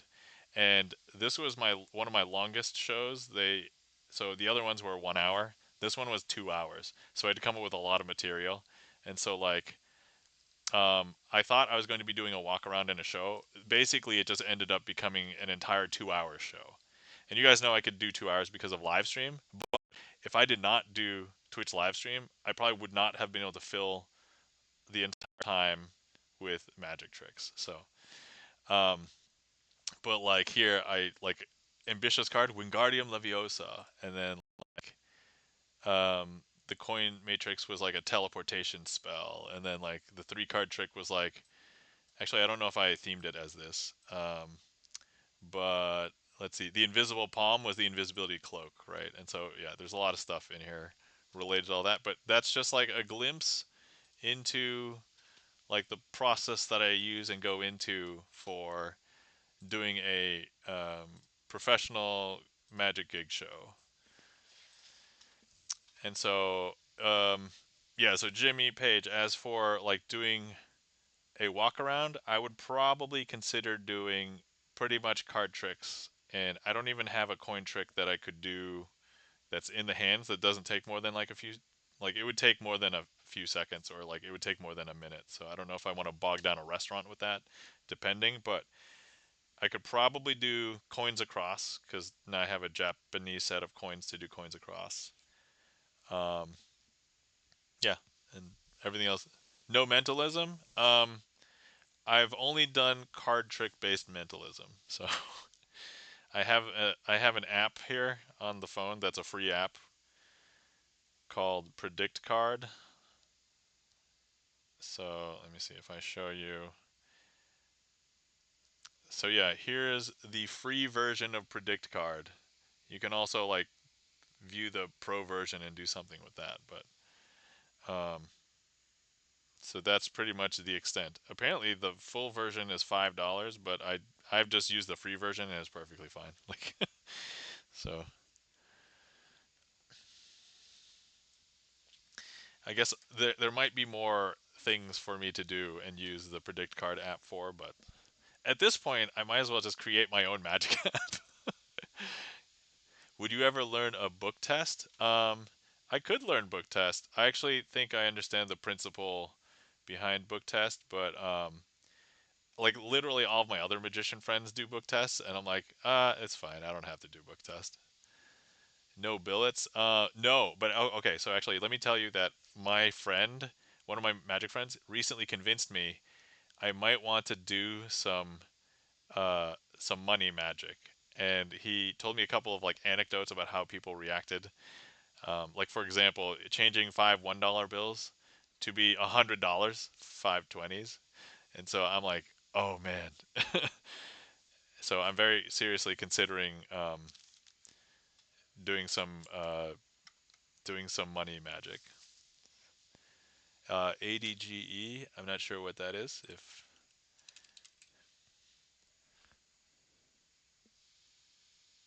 oh, agile. Oh, okay, okay. Oh, got it. 90-second ad has begun. All right.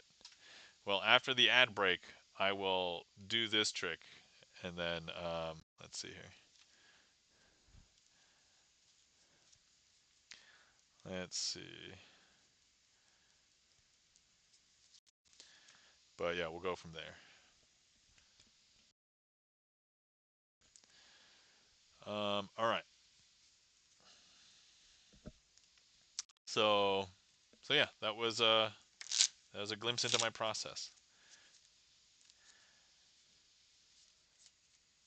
I did hand out a bunch of business cards at the end of the gig today. I hope none of them were here lurking and then happened to see the tricks that they could have had. And well, most people who hire me probably don't know enough about magic to know what card trick names are. But yeah, so it's probably fine. It's probably fine. The other thing that the one of the reasons why I wanted to have a trick list and actually have the names of the tricks and the creators is that it's really hard to find, because everybody used to be all about like secrecy, and it was very hard to like trace back like, oh no, how do you know this, or like who originally came up with this. But otherwise, like when magic books reference like where they learned stuff from, it was very um there's a lot of good accurate attribution. And the thing is, like, now we live in a world where technology has given us the ability to attribute stuff, but like for magic it's kind of become this hard, because when people post magic tricks now, they're not really referencing oftentimes like the name of the trick, who created it, who inspired them, whatever.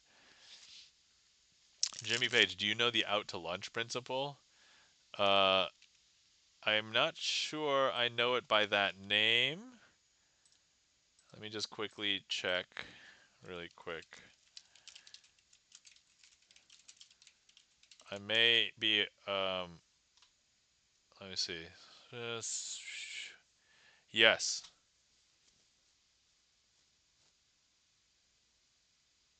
Oh, okay. I All right. I did not know this particular out to lunch principle, and now reading it, I've come across it, but I was not. I didn't realize that it was very specific, and so I will say no now that I read the full description of the principle. So, um,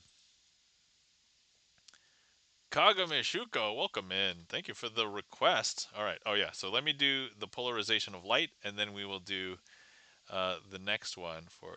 I love sleight of hand, says Kagome Shuko. I hope I'm pronouncing that correctly. And welcome in. How's it going? I also love sleight of hand, which is why I'm doing this. Um, Kagome Shuko, are you a streamer? Because if you are, let us know. We'll shout you out here. And if you're not, that's okay. One day, if you do end up streaming, we'll shout you out here. All right. So next up, I'm going to be performing Polarization of Light. Thank you for the request, Kyo Demon. And so here we've got a deck, and yes, perfect. But you could also call me Kago, Kags, Bridget. Okay, not a streamer. All right, cool. All right. I don't know. There is also something to be said about how elegant Kagome Shuko rolls off the tongue. But all right. So here's what I'm going to do. First things first, to illustrate the polarization of light, I'm going to show you that when we see light just randomly out, it scatters in all directions, and you'll still be able to see it. So look, even though I'm placing Kyodemon into the deck, there's no polarization. So no matter which way I spread the cards, in this case, you will be able to see Kyudemon's card very easily in this case. However, I'm now going to polarize Kyudemon's sign at 9 of spades. So let's polarize it vertically. And so I'll leave the Sharpie here to show you that this is now polarized vertically. And so now if we just go ahead and place Kyudemon here into the middle of the deck, now when I spread horizontally, you won't be able to see Kyudemon's card. And now the thing is, you know it's still there because I told you it's still there, but it's just polarized the other way. And so when I go ahead and I spread this way, you will be able to easily see. Wait, oh, did I put Cute Even's card in face down? That would be hilarious. No, there it is. Okay. Let me wait a second. Second guess myself. See, very easily be able to view it vertically. Now, let's go ahead and polarize it horizontally. And so now, if I put Q Demon back into the deck and we are going to fan it vertically, now you won't be able to see the card very easily, right? But if I fan horizontally, you will be able to see it very easily. And that is a demonstration of the polarization of light using cards. There we go. All right. Okay. I just realized I don't have my list up. Boom. Okay, there we go. Okay. Thank you kindly for the claps. Geodemon Feldenkane. And next up, let's go ahead and perform the Chicago opener for Kagome Shuko. Thank you for the request and welcome in. Did you happen to stumble, Kagome, if I may ask, did you happen to stumble on my stream? Did you hear about me? Um, Let me know. I'd be curious as to know. YouTube? I have a big YouTube presence, I think. Well, which I wouldn't normally say because I don't feel like the number of people I have is that much. But like, there are a lot of magicians that actually have YouTube channels that have fewer subscribers than I do, and I'm like, whoa, the world of magic is small. So All right. Okay, so let's go ahead and perform the Chicago opener. All right. So, which is interesting because normally it was done as an opener, like at the beginning of a magic show, and now we're doing it like very close to what would presumably be the end. But I'm actually going to go a little bit longer because I started with the Hades stream today. All right, so here, let me just go ahead and spread these out. I need somebody to, let's see. Kagome Shuko says, I don't remember. Mandy Prater does a lot of raids and Davey is eating a sandwich. Oh, okay. One time. Awesome. Well, welcome in. Yeah, Davey is eating a sandwich is probably a place that makes a lot of sense for hearing about me, I think. Because I think we've rated Davey a few times in the last few months, I think. All right. Kagome, I don't know if you are on desktop, but if you are, you can click directly on the screen and it should place a heat map on one of these cards. And if you do, boom, hopefully that's you. And we will go ahead and have that be the selection. And if it wasn't you, somebody clicked on their screen anyway. And I guess, yes, all right, perfect. All right, I don't want to see this card, so here's what we're going to do. I'm going to close my eyes, turn my head, and open, and we'll flip over the card. All right, take a look at it, remember it. Anybody else in chat, also feel free to remember it. And now I'm going to turn it back face down and open my eyes and turn my head back. Now, let's make sure, does anybody in chat, it's a card, says Geodemon. All right, I will take that as a Geodemon at least remembers what it is. And hopefully other people in chat do as well. So now let's go ahead and cut this card into the deck. Okay? I've seen that sandwich guy, actually. He's all right. You're talking about Davey? Yeah. So I know Davey's doing a bunch of things. Like he does interviews. Davey will do video games. Dave will do community games. But if you ask him about sandwiches, he'll talk about sandwiches. So, all right. It's the algorithm. Yeah. So here we go. We are going to attempt to do something interesting with your card. There we go. I don't know if you can tell, but look, your card has now changed to be a red-backed card. Now, before I flip it over, go ahead and tell me what was your card. Delicious heat map. Kagome says, we play game shows and talk about food. Yeah, I love talking about food as well. So it's an appropriate name. Yes, it is an appropriate name. Queen of Hearts. That's interesting because I don't know if you know, right here, this red card happens to be the Queen of Hearts. Now, we can also do this again. Okay? And so, let's go ahead and have another card selected. Actually, this time, let's give these a little bit of a mix. And let me just go ahead and spread. Actually, let's have another click. Kagome, if you would like to click directly on the screen again, go ahead and click on any one of these here. Blue cards. This one. All right, excellent. Okay, so here's what we're going to do. I'm going to go ahead and close my eyes and turn my head, and I'll flip this whole thing. You remember this card. Hopefully somebody has gotten it. I'm going to turn it face down. All right, somebody in chat, can you confirm if you remember this card? Making sure before I lose it. Yep, all right, excellent. Kagome has gotten it. All right, excellent. So, another card. Yes, that's right. Another card. All right, so and then in the meantime, let's go ahead and just shuffle and just make sure that it is completely mixed and gone in there. Okay, but now let's go ahead and try and turn that card red.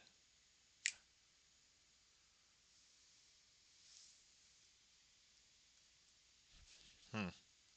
I don't. I don't see any. I don't see any red cards. Hold on. Oh no. Oh no. Hold on. Wait. Wait. Wait. Guys, you know what happens when I need some magic help? We bring out our friend, the deck sock. If you guys have the emotes, feel free to spam chat now. But the deck sock will hopefully fix this for me. All right, deck sock, don't embarrass me in front of my friends, especially on a new first time chatter requested trick. That would be unfortunate. All right, so did you fix it? No, no deck sock. All right, deck sock, you're deck sock. You got to work with me here, deck sock. Deck sock, deck sock, deck sock. Come on, guys. The deck sock works in very magical ways. Can you guys just tell me what that second card was? I think. Uh, Thank you for the deck sock emotes, by the way. Felden, Kane, Andres, and Kyodem. Go ahead, yeah, go ahead and tell me what the second card selection was. And hopefully the five of hearts, Kagome says. All right. Deck sock. If the five of hearts is in here, I'm gonna.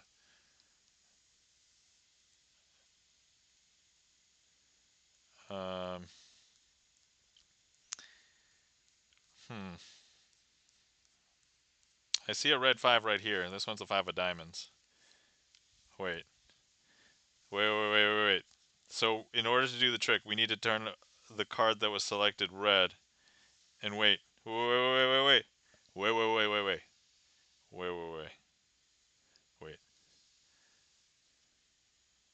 Oh, deck sock. Thank you kindly for not embarrassing me in front of the new first time chat. All right, there we go. Great job, deck sock. All right, take a bow. Take a bow. Yay. All right, good job, buddy. I'll feed you tonight.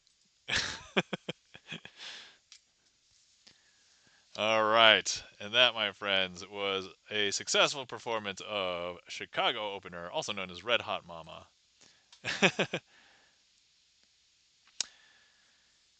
Kagome says, I knew it would be that one, but I'm always amazed by the sleight of hand. Thank you, Kagome. Also, are you aware of magic trick names or trick names or anything like that? Because I'd be curious to know if you've dabbled in magic at all or not. Andre says, I saw the name of the trick. I hope that they don't ask you to do it on the floor. Andres. All right, Andres. Here, we're gonna give you one of these. There you go. Oh man, Andres bringing it back to a reference that we had like an hour and a half ago. Kagome says, "I don't know the trick names." Oh, okay, but I don't really know how to do magic and have little hands. Oh, well, so I have seen little kids with 6 and 7 year old hands doing immaculate magic. So the size of the hand, some people think that it's a big deal, but I think there's only like one major thing that having small hands for card magic is tough to do, and that's palming a card. But otherwise, everything else I think you can work around and do well, even if you don't have big enough hands. That's what I don't know. By the way, I don't know if you want to get into magic or anything. I'm not technically trying to convince you, but I didn't want that to stop anybody if anybody wanted to do magic. So,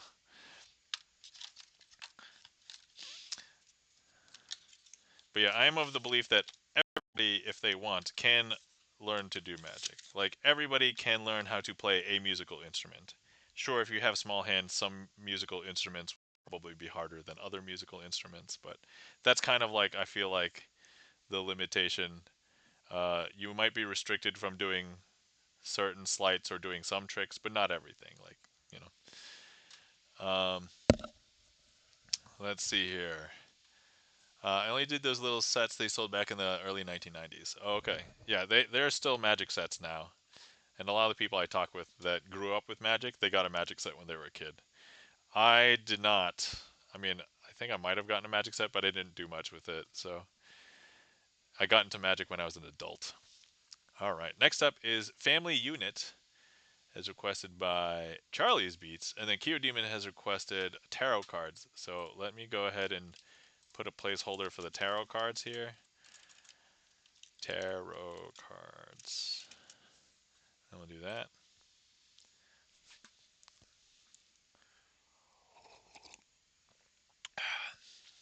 Okay.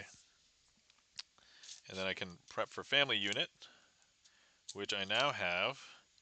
It's separated into its own thing, so I don't need to go finding the cards every time.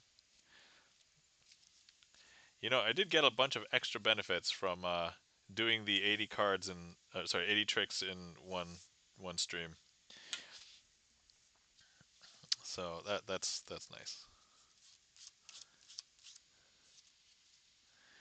All right, but I won't start until after the ad break is done. That way, people who don't have who see ads will be able to see the magic as well. So actually, while we're here, let's go ahead and like randomly put. Let me see what I could do. Um, let's hope that the one that this one brings up can be done with tarot cards. Oh, yeah, we can do that one with tarot cards actually. So let me do this with tarot cards. Save. Let's throw this up there. And then I can get rid of that tarot card thing because, all right, cool. All right. And then the ad break is finishing now. All right, excellent. Hopefully, um, okay. Here we go. Family unit. All right, so here we've got 12 cards. If you're curious, they are all of the face cards. And so what we're going to do is we'll give those a slight mix. And now we are going to. By the way, does anybody want to cut this packet of cards? If you would like to cut the packet, so if you were here, I would just ask you if you want to cut the packet anywhere. But if anybody wants to click on the heat map, we will cut it at those places. So here we'll cut there. And then let me go ahead and delicious heat map. If anybody wants, does anybody else want to cut? Yay or nay? All right. So you realize that cutting here. Okay. Okay. Yeah. So cutting here will undo that first cut. I think cutting here at least will be different. So we'll cut here, and then you know what? Now I'll just. Okay. Now we'll cut here. I think that'll be different. Okay. All right. Cool. All right. Thank you for all those cuts, everybody. Delicious. I'm gonna give myself. Okay.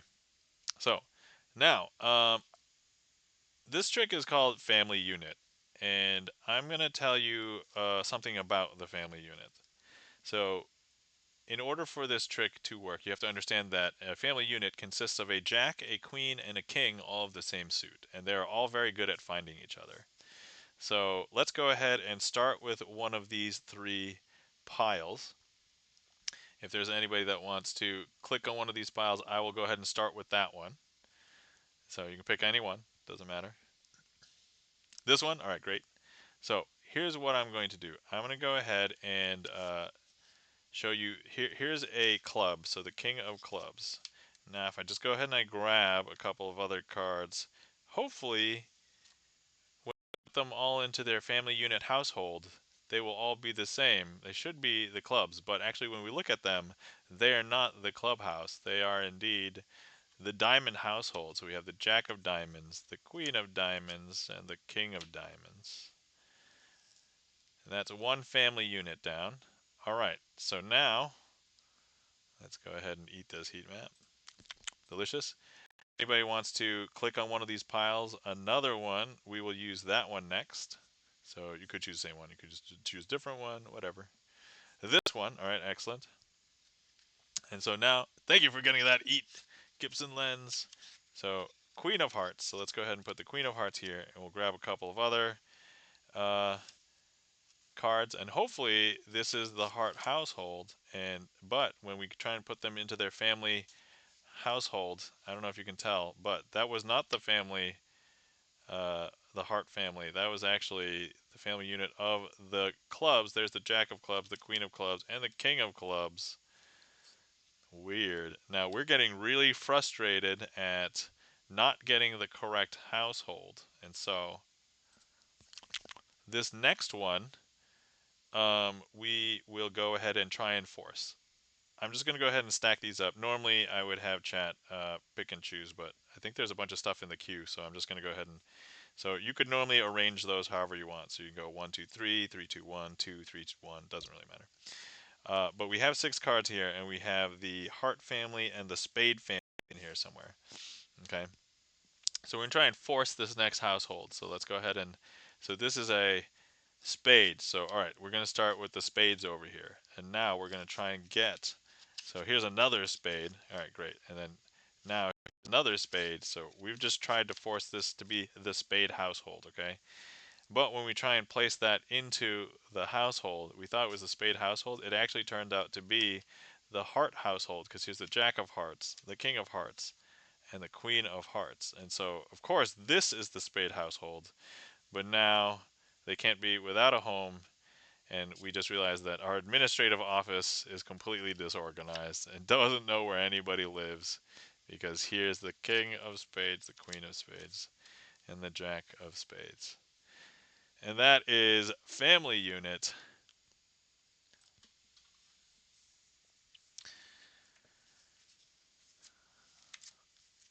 Glorious.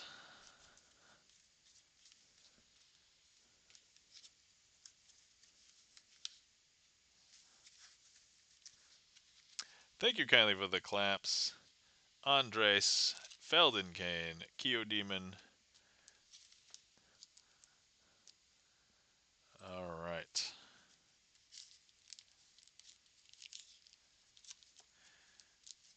Now let's go ahead and get ready to do the ambitious card routine with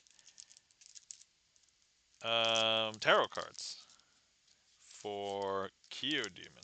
Now, the ambitious card routine is a trick that I have done a lot. I always do it.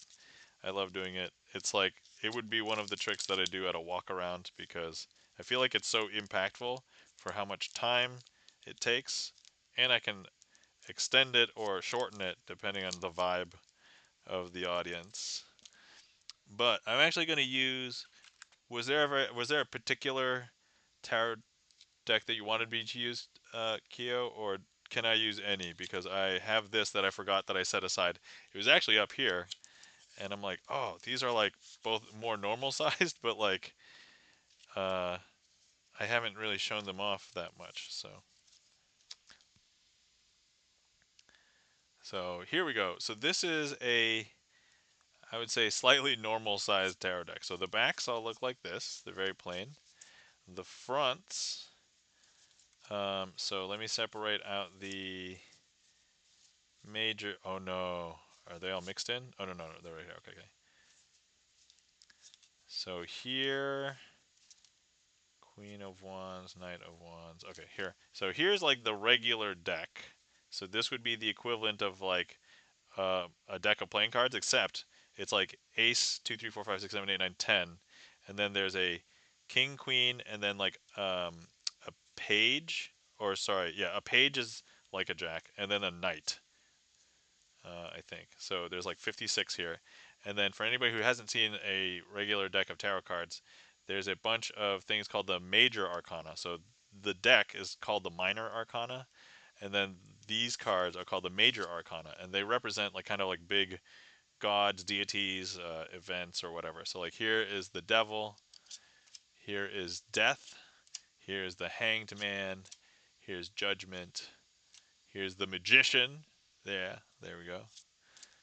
The emperor, the hermit, the fool, and so on. So there's a. I'll just go through them really quick. I won't read them out loud, but so yeah, that's what these are. If anybody's ever played Balatro, tarot cards. Most of these are the tarot cards, so gives you abilities. I call it Balatro, but I think it's supposed to be called Balatro. But anyway, so let's go ahead and since Kyodemon requested this, let's go ahead and use the Devil. So here's the Devil.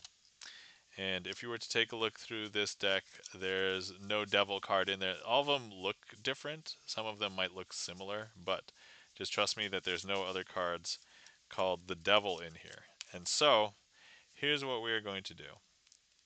We are going to go ahead and take the Devil, and we will place the Devil into the middle of the deck. Now, of course, in this case, the Devil is representing Hades, and each time Zagreus makes it to the surface, Hades has to appear there too, because he's got to fight him. Now, of course, you might perish on that run because Hades dismantles you. So Hades ends up going back down, and of course, you see Hades back down at home too, because look, that's not Hades, right? However, when you go ahead and do your run and Zagreus gets back up to the surface, I don't know if you can tell, but look, the Hades is also there waiting for you at the top because you made it to the surface. All right. Now, some people believe that magicians will do some sneaky things like swap out a card, but you'll know that I haven't swapped out a card because I'll leave this sticking out and I'll show you that it is the devil still, right? And now, if I take the devil, place him in the middle of this packet, place this packet into the middle of this packet, some people think I might be hiding him on the top. That's not the case. Oh, this is a knight. A knight of cups. See, I was telling you that there are knights in here. There's knights in there. Some people think I hide it on the bottom, but that's not Hades either. However, if we play and we do a run and Hades makes it up to the top, or sorry, Zagreus makes it to the top, Hades will be there waiting because here he is. And that, my friends, is the ambitious card routine with tarot cards, slightly themed as a Hades related thing. There we go. So yeah, tarot cards are cool. I like tarot cards. I think if I didn't like tarot cards, I wouldn't own like 8 tarot decks. All right, cool. So we have one more trick in the queue, and I think this is probably a good time. Let's do last call. If anybody wants to see any more magic, feel free to put it in the queue, and then we will get to them before the end of stream. And then when we end stream, we will, well, raid out. I'll also do my outro, and we also always do a finale trick that I select, so um, don't worry, we're not quite ending yet. At least a few more tricks, probably.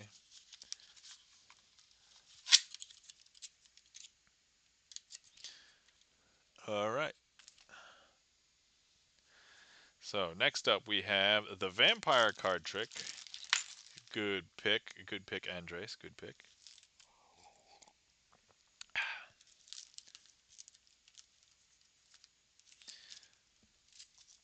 All right. So vampire card trick.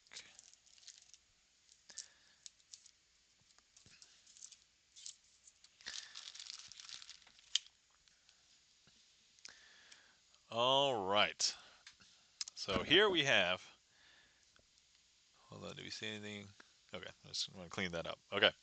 So, all right, here we have a few cards. We've got the Ace of Hearts, the Two of Hearts, the Three of Hearts, and of course, our King of Spades, who is going to be representing the vampire. Now, the vampire likes to feed every night, and so tonight, the vampire decides to feed on the first victim, which will be representing the Ace, because it's the first one.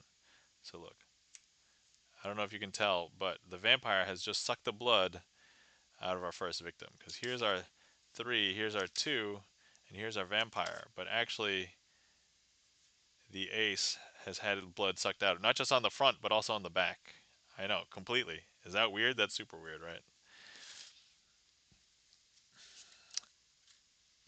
Okay, however, now, the next night, the vampire gets hungry for the second victim, and so the vampire decides to find the second victim and suck the blood completely out of them. Because here's our three, here's our vampire, but here's our two. The blood has been sucked out of the front and the back. I know, this is very strange. And now here's our third victim. And of course, our vampire is going to make short work of our third victim. Both sides. And now we have our vampire. Now, we live in a modern day society, and that vampire might get caught on cameras, and there's cell phones everywhere. And so this vampire knows they have to get out because they're going to be looked for. And so the vampire decides to leave. And now they cannot be easily found. And that is the vampire card trick. Thank you kindly for that request, Andres.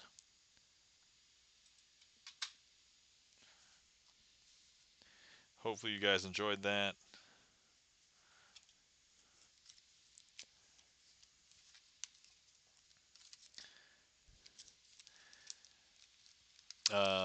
An ad break is starting soon. Oh, okay. All right. Thanks for telling me, Saribot. Thank you kindly for the claps. Andres, Feldenkane, Charlie's Beats. And thank you for the gracias, Andres. Okay. Let me see here. The next ad break, I think I'm going to try and run upstairs to get more tea. So that will be a be right back, and then I'll be back to wrap up the magic stream. We will definitely do Restless Lady and Traveling Man, and then a finale trick, which I have yet to choose. So we will figure that out in a minute. But you know what? I should probably start the be right back right now. So I'll be right back. Don't go anywhere. After these messages, I'll be right back. Sorry, that used to be an old like TV commercial thing. If anybody remembers those messages. All right.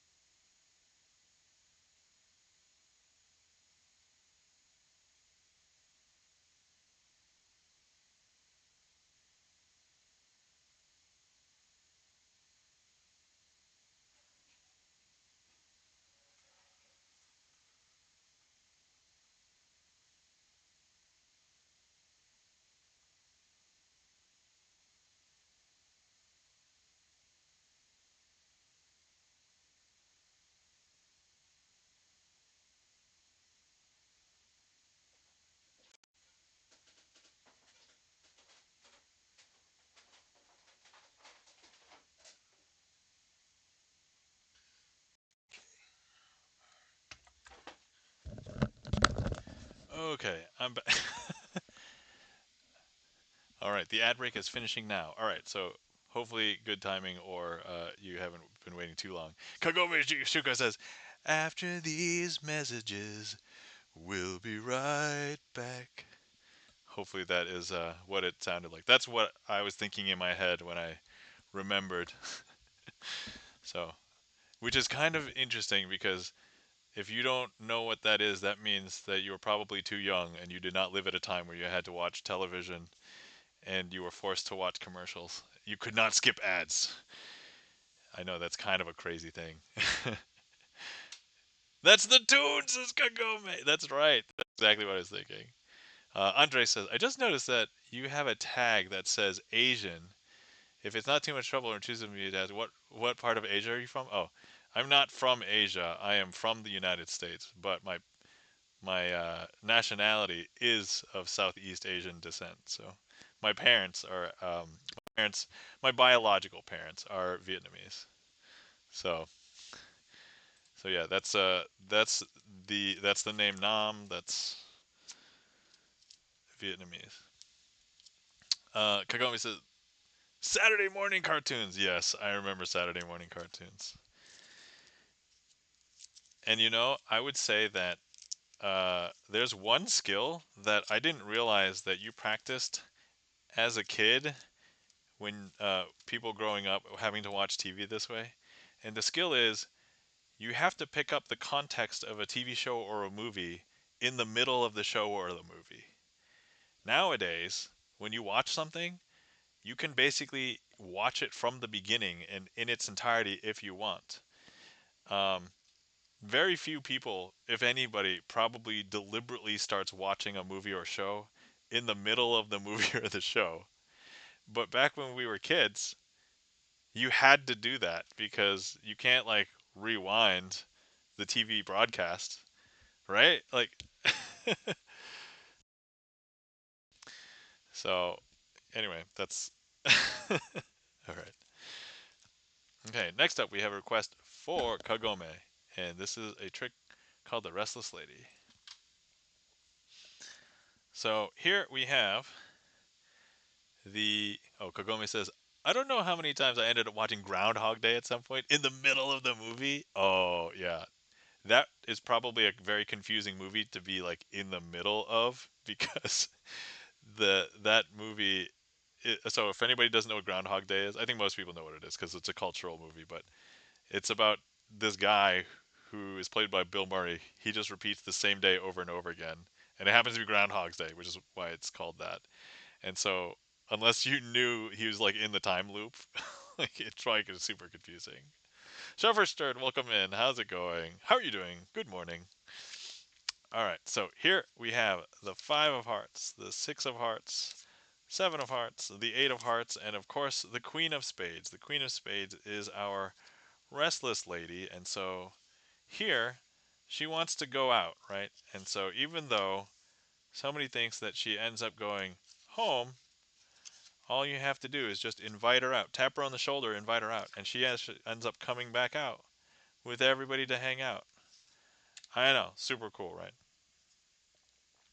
But now, if we get to the end of the first night, and now it's actually time for everybody to go home, she does end up going home.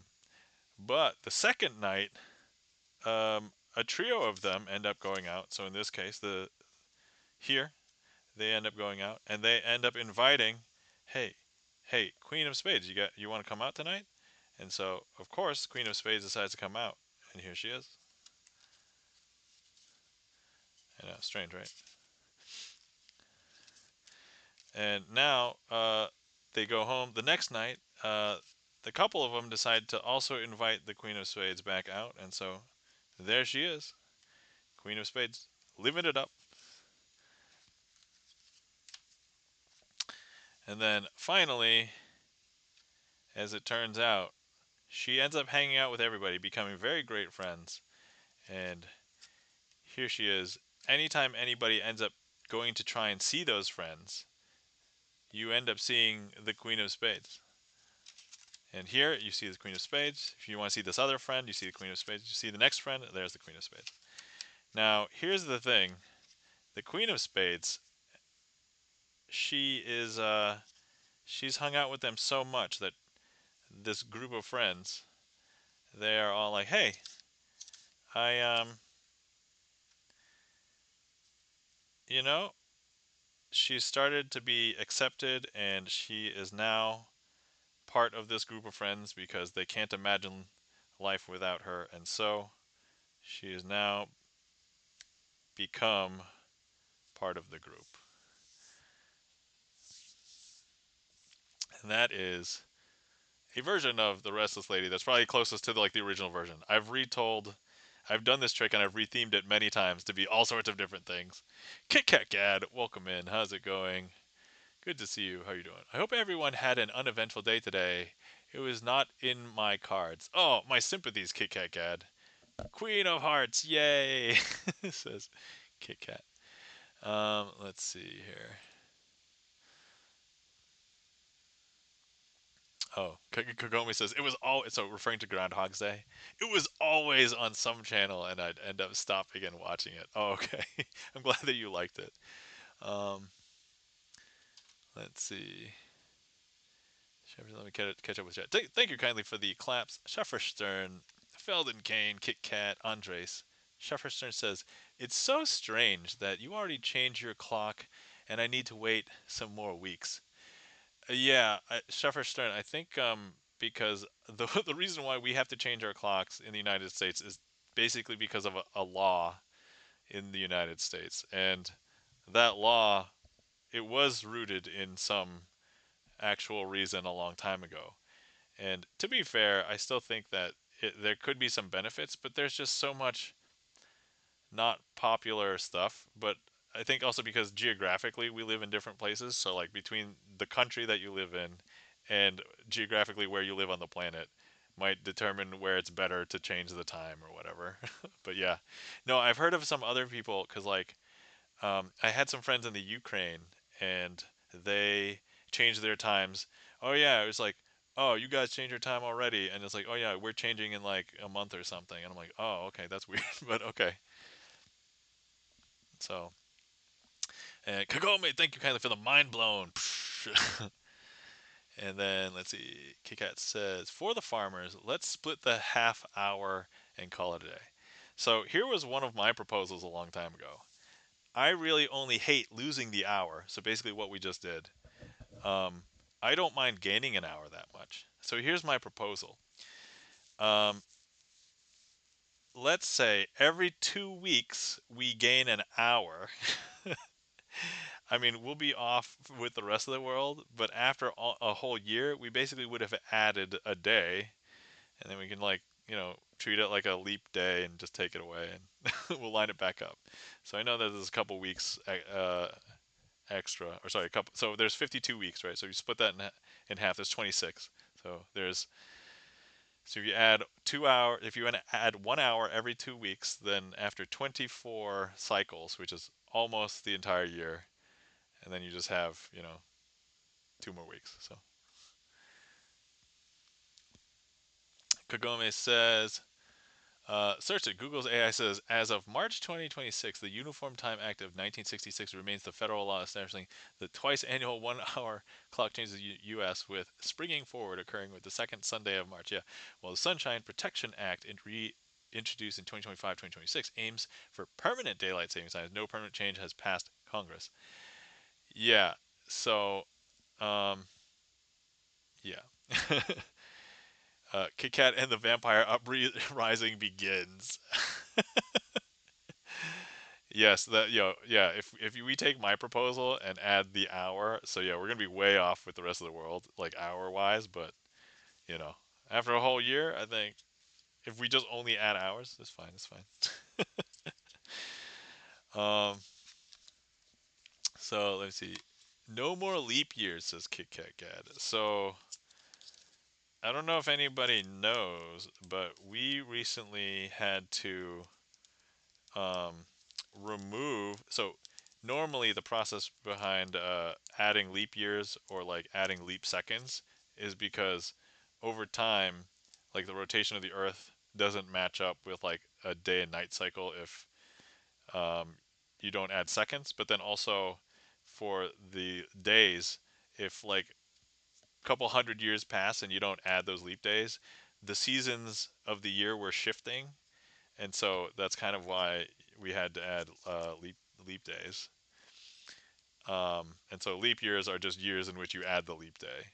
But this past year, like 2025, I think they actually had to remove a second because the Earth was spinning. Um, it was spinning faster. So yeah, it was just like slightly. It was like fractions, fractions of a second that probably added up across a few years. But then they were like, "Huh, this is weird. We have to like remove a second or something to line everything up." Kagome says, "Yeah, I don't like losing the hour either. The one where we gain an hour is fine. Yeah, so especially since I'm a night owl, so my body wants to be up, but I'm tired. Yeah." Kit Kat Cat says, "Oh, but under your gain an hour system, we could technically do no leap year. Oh yeah, yeah, do no leap years eventually. That is true to an extent because the thing is, if we're adding basically a day every year, then that would be adding too many days. But yeah, we'd have to figure something out to balance that out." Kagome says leap years are very every 4 years, except for the years that are divisible by 400. Uh, is that correct? So leap year is every 4 years, except for years that are divisible by 100. So it has to be divisible by 4, in which all the hundreds are, but not by.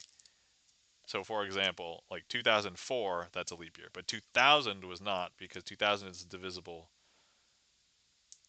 Oh no, but by that corollary. Oh yeah, yeah, because 2004 is not divisible by 100. Yeah, something like that. Yeah, 2000 wasn't a leap year. That's right. Time change magic trick. Oh yeah, yeah. Sorry. I have not done a time change magic trick, but the next trick is requested by Kyo Demon, and it is Traveling Man. Um, so you know what? Let's make this one a time travel themed trick, and I will need 2 suits selected. Don't tell me what they are now, but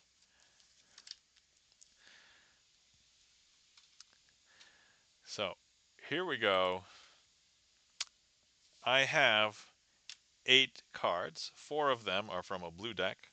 4 of them are from a red deck.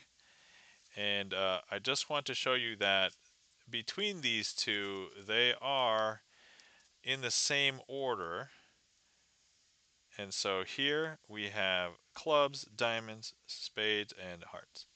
Actually, I need 1 suit selected. So, Demon, if you're still there, feel free to name a suit, and that is the suit in which we will have somebody time travel. And if Demon, if you're not there, we will have anybody. There's an awful lot of people in chat with the letter K at the beginning of your, because between Kit Kat, Kagome, Kyo, me, crazy. Um, so, uh, yeah, that's okay. All right. Anybody? Yeah. Oh, and Shefferstern has requested trick as well. Excellent. Thank you. Um. Oh wait, 2000 was a leap year because it was the. Oh wait, no, sorry. Oh yeah, that's right. That was it was weird. Okay, I forgot. 2000 was a weird version. Um. All right, so I need a suit selected. Oh, guys, I need a suit selected quick. The ad break's about to start. All right. Oh, clubs. Oh, sorry. I didn't see anybody click on this. My mistake. All right, there we go. So here we go. We are going to go ahead and I'm going to place the club into the 3rd position here. And I'm going to try and do this trick before. So let's square up. I'm trying to do this trick before the ad break. Okay. So look, if I snap, we're going to make that club jump from one pile to the other. Because look, here, that's the 3rd one, right? And now, I don't know if you can tell, but look, see here, like that's the club. And then, of course, over here, let's go ahead and show you that that's the 3rd one as well. And here's the club. Now I'm gonna go ahead and restore the piles, right? Like like this. And so here we have all of these red cards, and then here we're gonna have blue cards. But if I snap, that will now make the clubs jump over again, because now if I show you, here's a blue card and here's a red card. And of course, if I flip them over, here is the king of clubs. King of clubs, the one that's off color. Everything else is boom. Did I beat the ad break? I think I did. It wasn't as great storytelling, but I was just trying to rush through the trick. So, okay, all right. So, sorry, I was trying to facilitate completing the trick before I get through more chat. So I'm gonna have to go back. I have to scroll back. So hang on. 90-second ad is beginning. Oh, okay. Let me see. Jimmy Page. Jimmy, you probably don't.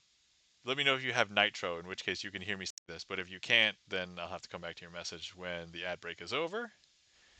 Okay. Let's see. Never heard that one.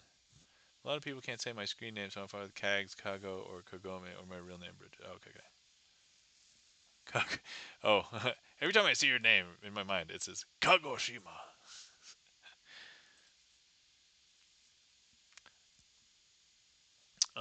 Thank you kindly for the applause. Shuffer Stern, thank you kindly for the claps. Andres, let's not encourage burning our friend.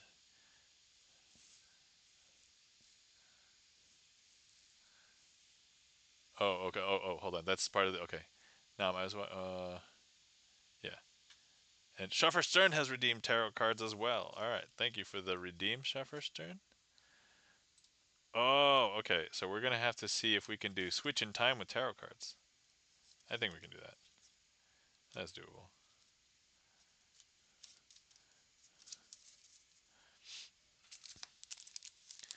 All right, let me see. The ad break is finishing now. All right, excellent. Okay. I deferred reading Jimmy's longer response because the ad break started. So, Jimmy Page says, Nam, I was watching a big streamer event on Twitch and they hired a magician. Guy was doing stuff I couldn't explain, like light on a card on fire, and the spectator held a different card but felt her hand burning. Oh, interesting. Um, okay, so they lit a card on fire they had held, and the spectator held a different card, but felt her hand burning. Yeah, there's a series of tricks. I don't know how to explain them, but it's could be a mix of like mentalism plus hypnotism plus suggestion. And I've seen the some of these tricks, but like I don't know how they work. And so let me see here. Okay, and that's probably what Kit Kat guy was talking about for not burning our friend. So thank you for the hearts, Shufferstern. And then let's see here. So let me just explain an example of what I'm talking about that I think uh, Jimmy is mentioning. But so what happens is they have two people on stage, one of which is a spectator that comes up from the audience, and then the other person could either be a second person from the audience or like somebody that like is an assistant or maybe is the magician themselves. But oftentimes it's like another spectator.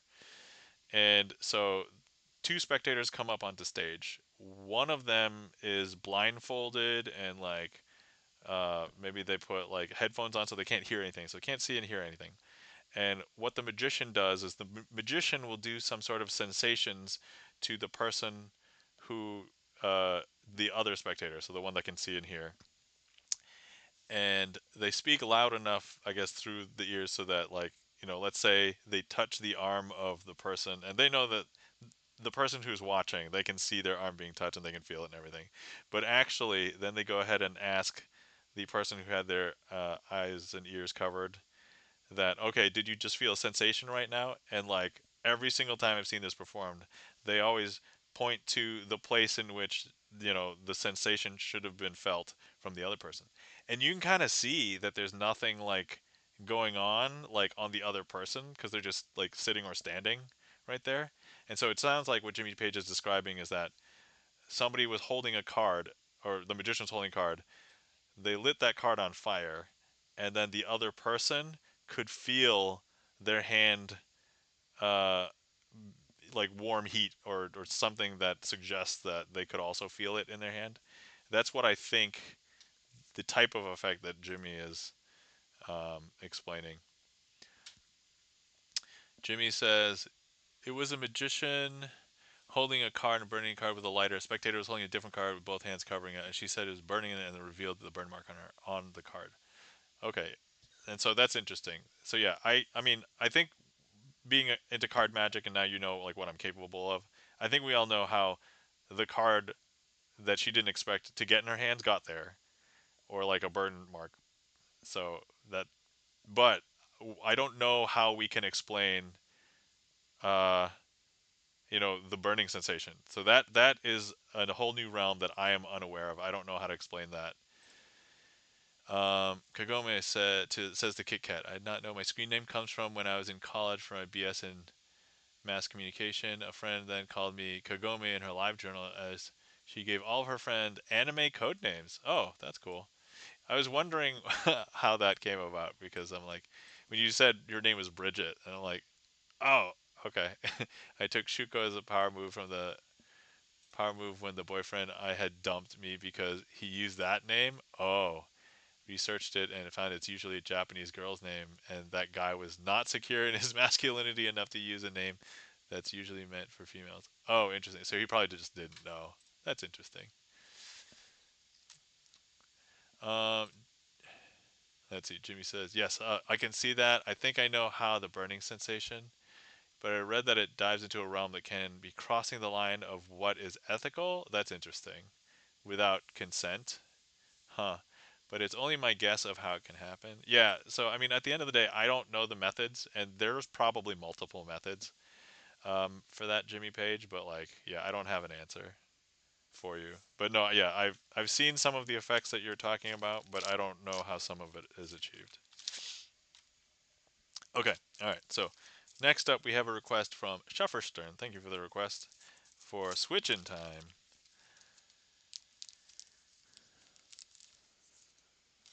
All right, so this is going to be similar in that we have four cards, of each color. Andre says, "Is it still possible to make a request?" I did I did do a last call, but there's a lot of activity, and if you guys want to see some more magic, the trick list is still open. So yeah, go ahead and make a request, Andres. Oh no, tarot. Oh, you're right. You're right. Hold on. You know what I didn't do to make myself remember with tarot cards?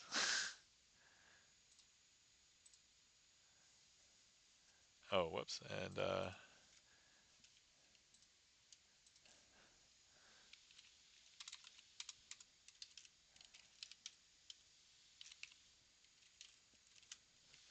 okay. All right.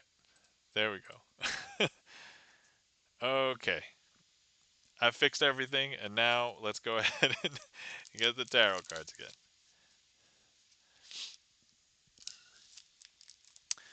again. Um, let's see. Lols is Suffer's turn. His loss. Q Demon, thank you so much for the gigantic, what is that? Gigantic lurk crow. And if that means you're lurking, thank you for the lurk. Greatly appreciate it. If you're lurking, and if not, thank you for the gigantic emote. Let's see. It's just me intrusive. I was just asking so I wouldn't be pushy. Oh yeah, yeah. No, you're not. You're not being pushy. That's fine. You're good. You're good. All right. Where were we? Oh yeah, yeah. Yeah. But by now, my win guy is freaking awful. Oh, sorry. Oh, okay, okay, all right. His loss in reference to that guy. Yeah. Oh no, I just realized the chat window is okay. There we go. Yeah. So full disclosure, I had a live journal as well when I was younger. I had one when I was in college. I could tell some stories, I think. I just realized how this is going to look. I don't know if there's an easy way to make this look good. Girl power, says Kit Kat Gad. Alright. I think probably the easiest way is let me find some cards that have like a similar color. So like we'll have one pile be like the blue card pile. So like, oh, this one's not as good. Just make sure there's like blue sky. Let me see here. Lots of blue sky. Maybe this one.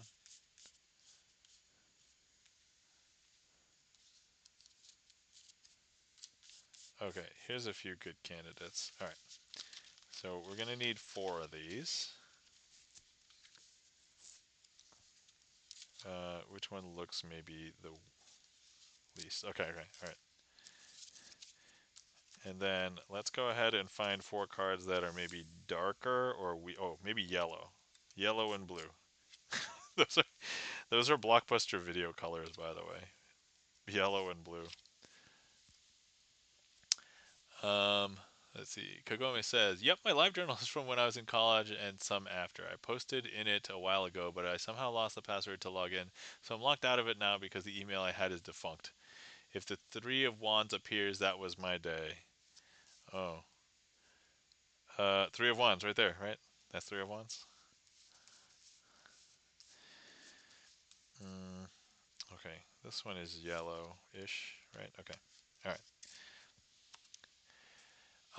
So I actually still have access to my live journal. I did find out that my live journal was uh, a lot of people would just use the word hacked, and I wasn't actually hacked, but I just assumed that somebody credentialed stuff and then gained access because I didn't change the password probably for like 12 years. I didn't have anything like super um, private or personal. I think there. So most of the private stuff was just like for my friends, and there's yeah, no, says Kit Kat Gad. But no, most of the stuff that I still had was there, and I just noticed that probably my latest like post or two, which for like a couple years I ended up just using it as like a wish list for my mom, because she was like, "What do you want for Christmas?" And I'm like, I don't need anything. It's fine. Give me money." And she still wanted the list. So, um, but anyway, so I regained control, changed the password, so now I have control of my own live journal. But I mean, if you go back and read it, there's a bunch of angsty stuff, and college was a crazy time because I did do some of the best things that I've done in college, but then there's a couple of moments where like I'm not proud as a person, like probably hurt some feelings and stuff here and there. Anyway, okay. So, these tricks sorry, this trick is called Switch in Time, but we're going to try and do it with tarot cards, which honestly, the toughest part was trying to find cards that kind of look. So this is going to be the blue sky pile here, and there's going to be the yellow sky pile. I don't know how the yellow sky came to be, but anyway, I'm going to take a blue sky card and place it over here, and a yellow um, sky card and put it with the blue ones. And now I'm going to go ahead and close these up. Now, when I snap, we're going to kick the card that's in the incorrect pile into the correct pile. Colors are matching the oil and water theme. Oh yeah, that's right. Oil and water, because blue and yellow, right? If I used yellow oil. But look, if I show you now, here we have yellow skies all the way through. And here we have blue skies all the way through. And I know, that's super strange, right? So, but anyway, now we're going to go ahead and if I take 2 and 2, right? So if I take 2 blue skies, place them on 2 yellow skies, and 2 yellow skies on top of 2 blue skies, we're going to go ahead and snap. And that will kick the incorrect cards over to the correct pile, because now if I show you, look, here's blue skies, blue, blue, blue, blue, and then over here we have yellow, yellow, yellow, yellow, yellow. And now this is the only part that we're going to do face down, because here and here, actually let's turn them to face you guys. So I'm going to take this one and place it here, this one place it here. Here's the face down part. Boom. And then boom. And now we can turn them back up and we will snap. 1, 2, 3. We will kick the incorrect one over to the correct one. And now if I show you, we have blue skies. All 4 of them are blue skies. And over here, yellow skies. All of them are yellow skies. There we go. And that was Switch in Time, but with tarot cards.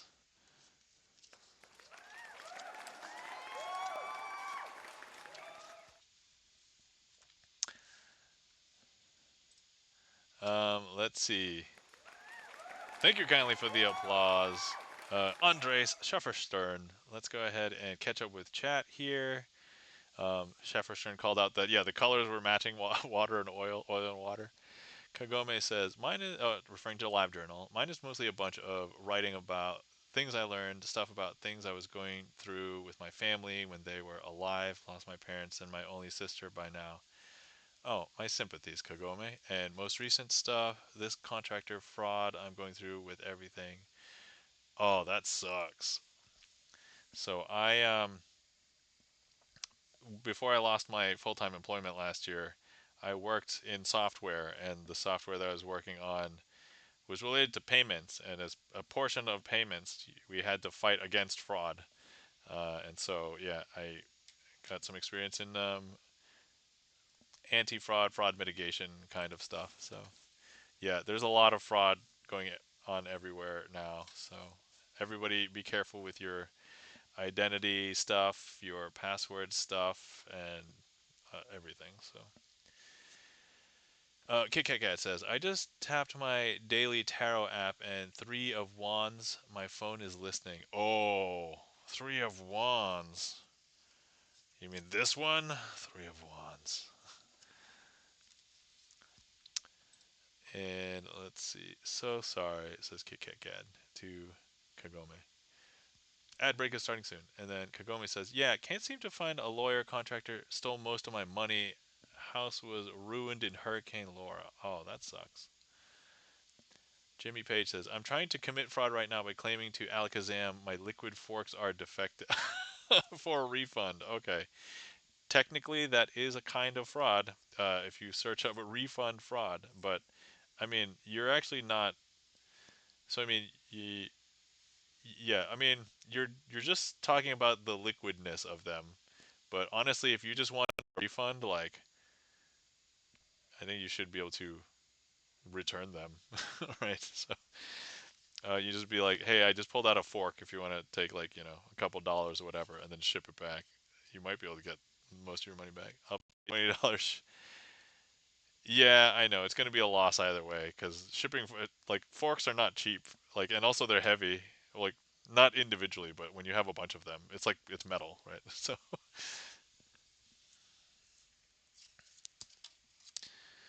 all right, and I will wait for the ad break to finish before we go to the next trick. But let's go ahead and put this away. Where did I put the tarot cards? Right here. Whoa, wait, wait. Let me not mix these up with the other things. Okay, good.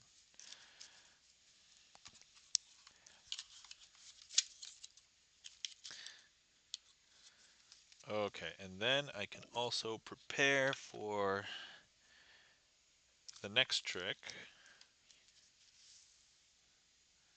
So let's go ahead and do that. I'm not revealing the secrets of magic, right? Okay, great. Secrets of Magic Art. Here's this.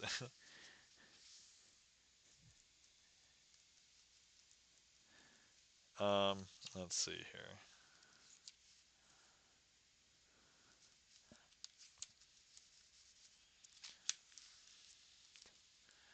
All right.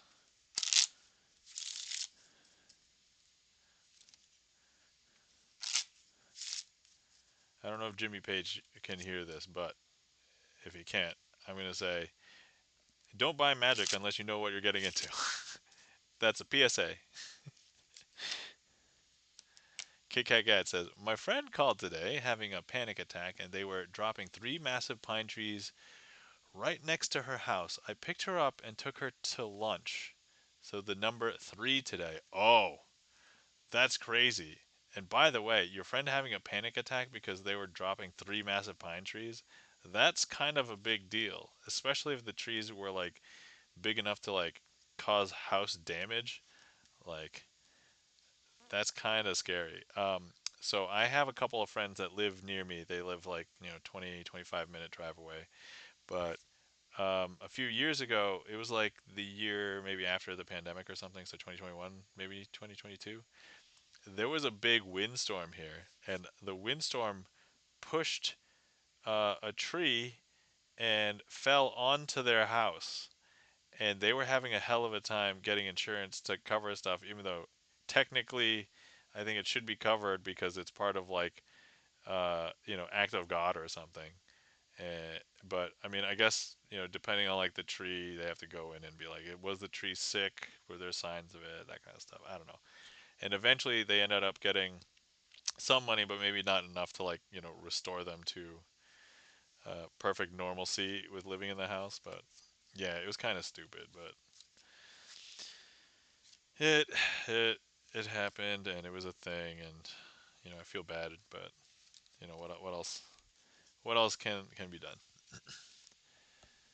KK guys, it would have been house destroyed. Yeah, they were 3 feet diameter. Ugh, that's a big tree. Kagome says, I think because it wasn't a natural disaster, they don't call it act of God. Oh, yeah, people are cutting down trees. I guess that is not considered. Yeah. Wait, no, hurricanes. Well, I guess depend. Well, first of all, act of God is probably defined differently, not just in every state, but maybe each insurance company or office or whatever. So it's so lame, but yeah, I guess when you say act of God, it is not very clear cut or defined what act of God means or constitutes. All right, so next up we have a trick requested by Kagome. So here we go. Let's go ahead and give these a little bit of a mix. And okay. And that should never have been a legal term. Yeah, yeah. I don't think act of God should be a legal term because that does not compute, right? But insurance sucks too, and the insurance I had also sucks. Yeah, there's a lot of people who hate insurance right now, especially on the West Coast in like California and I think down in Florida as well. So anyway, all right. So I'm gonna make a prediction, and that prediction is hopefully will guide the rest of the trick. So here is my prediction right there. So I'm going to try and find a few cards to place down here, and hopefully, and I didn't look at it, I don't know what it is, but let's try and see if we can make right here. Ace of Hearts. Okay, so Ace of Hearts, we'll place this over here.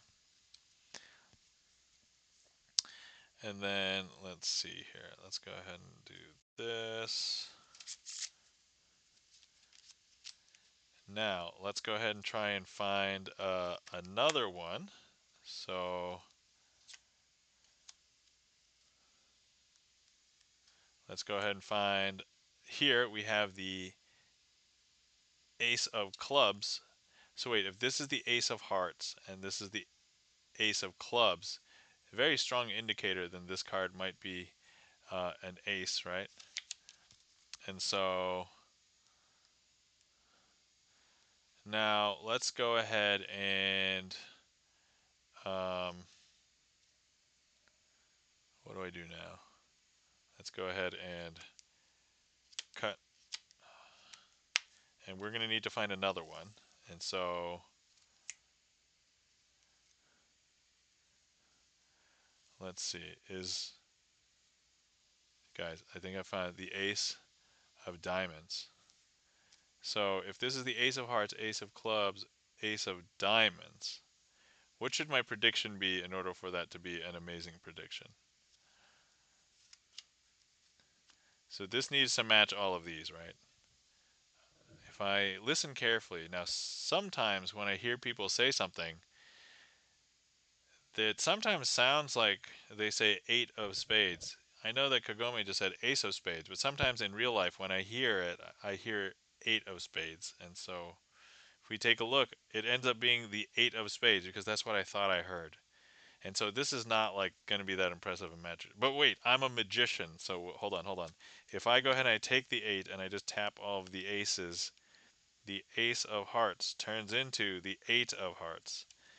The eight, the ace of clubs turns into the eight of clubs, and the ace of diamonds turns into the eight of diamonds. And that, my friends, I will call a successful performance of that trick. Um, Kagome says Louisiana too. So many insurance companies didn't help with hurricanes Laura and Delta. Yeah, that sucks too. Yeah, my sympathies, Kagome. I'm sorry about all the things related to insurance, and insurance is not doing what they should be doing. I understand it. Thank you kindly for the mind blown Andres and Kit Kat Gad. Thank you kindly for the claps and the applause. Schafferstern, Andres, Charlie's Beats.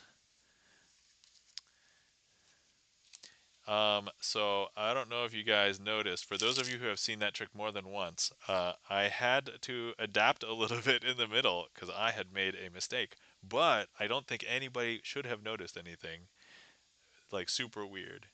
So I'll call that a win. And I presented it basically the same way that I would have. But that's the kind of stuff at a magic show. If that happened, I just continue on, don't do anything, proceed with the trick. Nobody knows the wiser, and then I go tell my magic friends about it. So, but here I can be like, all right, well, this is you guys are close friends now at this point, right? I can tell you some magic stuff, magic secrets. Well, secrets. Let's see. Andre says, I know that at some point you'll learn to do a magic trick where you make a graphics card, a gaming PC, or something like that appear. And Andre says, I have no proof, but I also have no doubts. Thank you for the vote of confidence, Andres. So, long story short, that trick might become very expensive soon.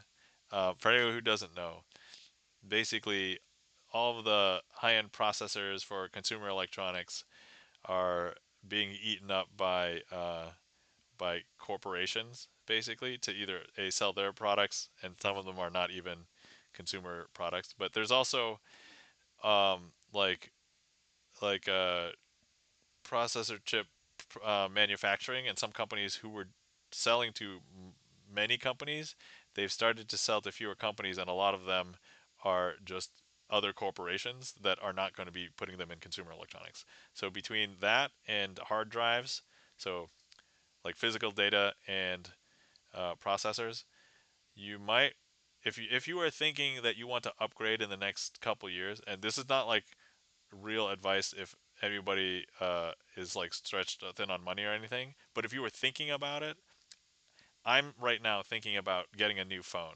Not because I need a new phone right now, but I might want one in the next couple of years, and if the price is going to go up by a lot, I'd rather get it now.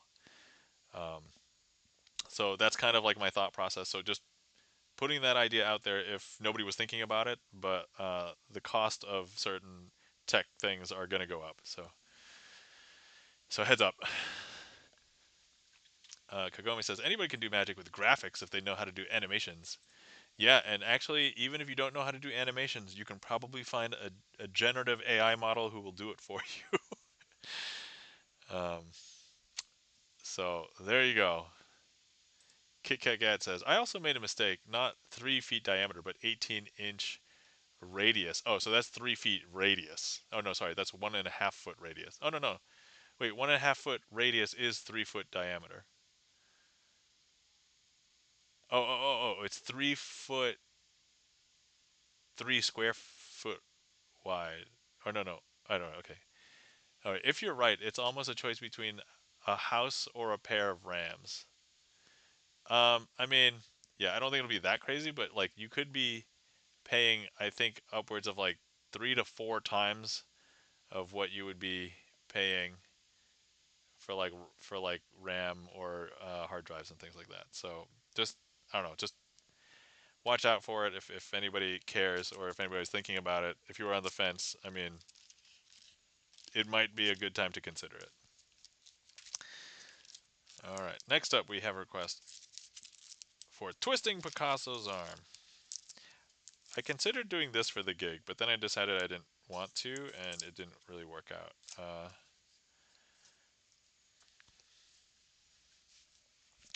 But now I need something that's red. Here we go. All right. 3 feet is 36 inches. So yeah, 36-inch diameter. Yes, that's correct. So yeah, 36 inches, 3 feet. That's correct. So Kit Kat, you were correct in your mathing earlier. All right. So here we have some cards. We have one, two, three, four black spot cards, and these are a blue back. So we have one, two, three, four blue back cards. But I have um, a small deck of cards, and this is a very vibrant red color. I'm going to pick this up with my finger as though it is a palette of paint, and I'm going to use my fingers as a paintbrush, and we will attempt to paint some red onto one of these cards. And I don't know if you can tell, but now one of these cards has turned into a red backed card. I know. Very strange. Very strange. Now, if I go ahead and grab some more red paint and I go ahead and I paint more onto there, you'll actually see that, look, now there's two red cards. And let me grab some more red paint. And now you'll be able to see that there's one blue card and three red cards. Now I do want you to still see that there's one blue card left here. But what I want you to know is that we are going to go ahead and grab some more paint and paint it on here. And now when I show you, there's actually four red backed cards. Not only that, but when I spread them out, you will see that there's four red cards. Not only did we paint the back, but we painted beautiful portraits on the other side because they are no longer black spot cards. They are beautiful paintings of portraits of various people.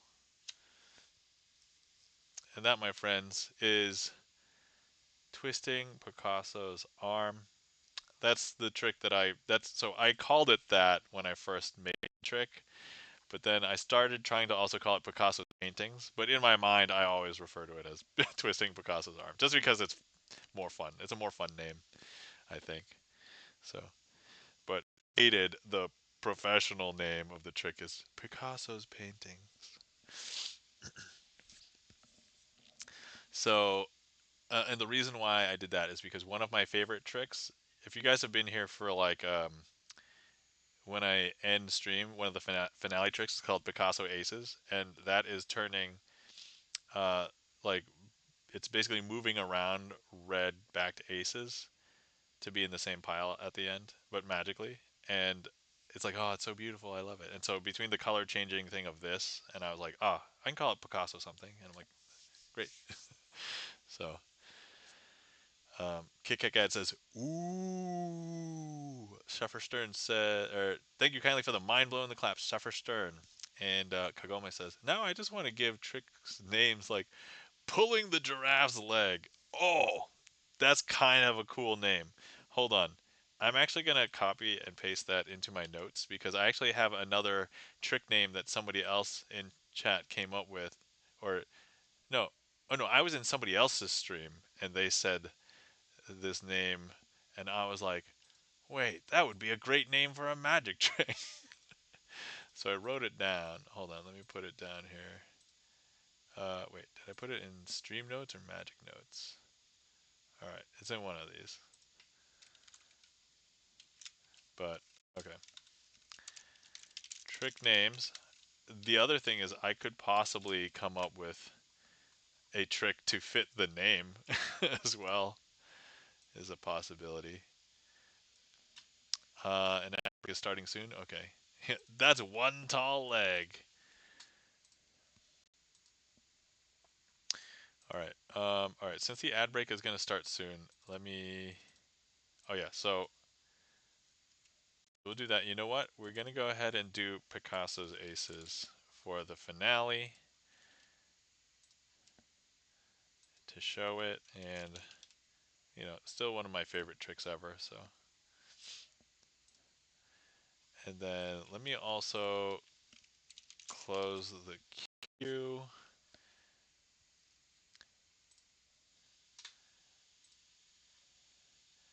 Kagome says, "Well, you have to let me know if you come up with a trick to fit the name." All right.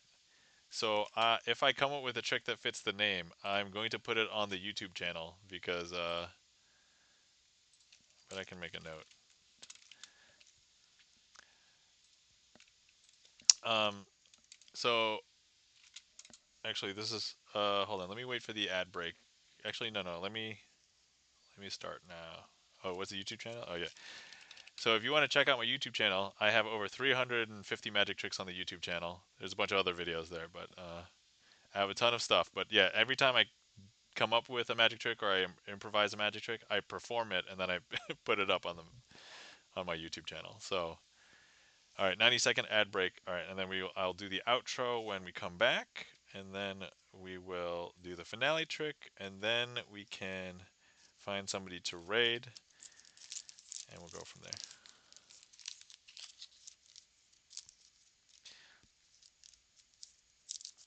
But anyway, yeah, I don't have anywhere pressing, but I've gone a little bit longer than I normally do just for the magic portion, and then also I started with Hades today. That's a little unusual. I think I've only done one other stream where I started with gaming and then I just went into magic after. But for the most part, I don't normally do that. But depending on, I mean, the vibe tonight was pretty good. I don't know if that was because I started with a game and then went into magic, but or it just happened to be like the night, or maybe everybody's like, "Oh, time travel. I want to commiserate about time traveling and losing an hour's sleep."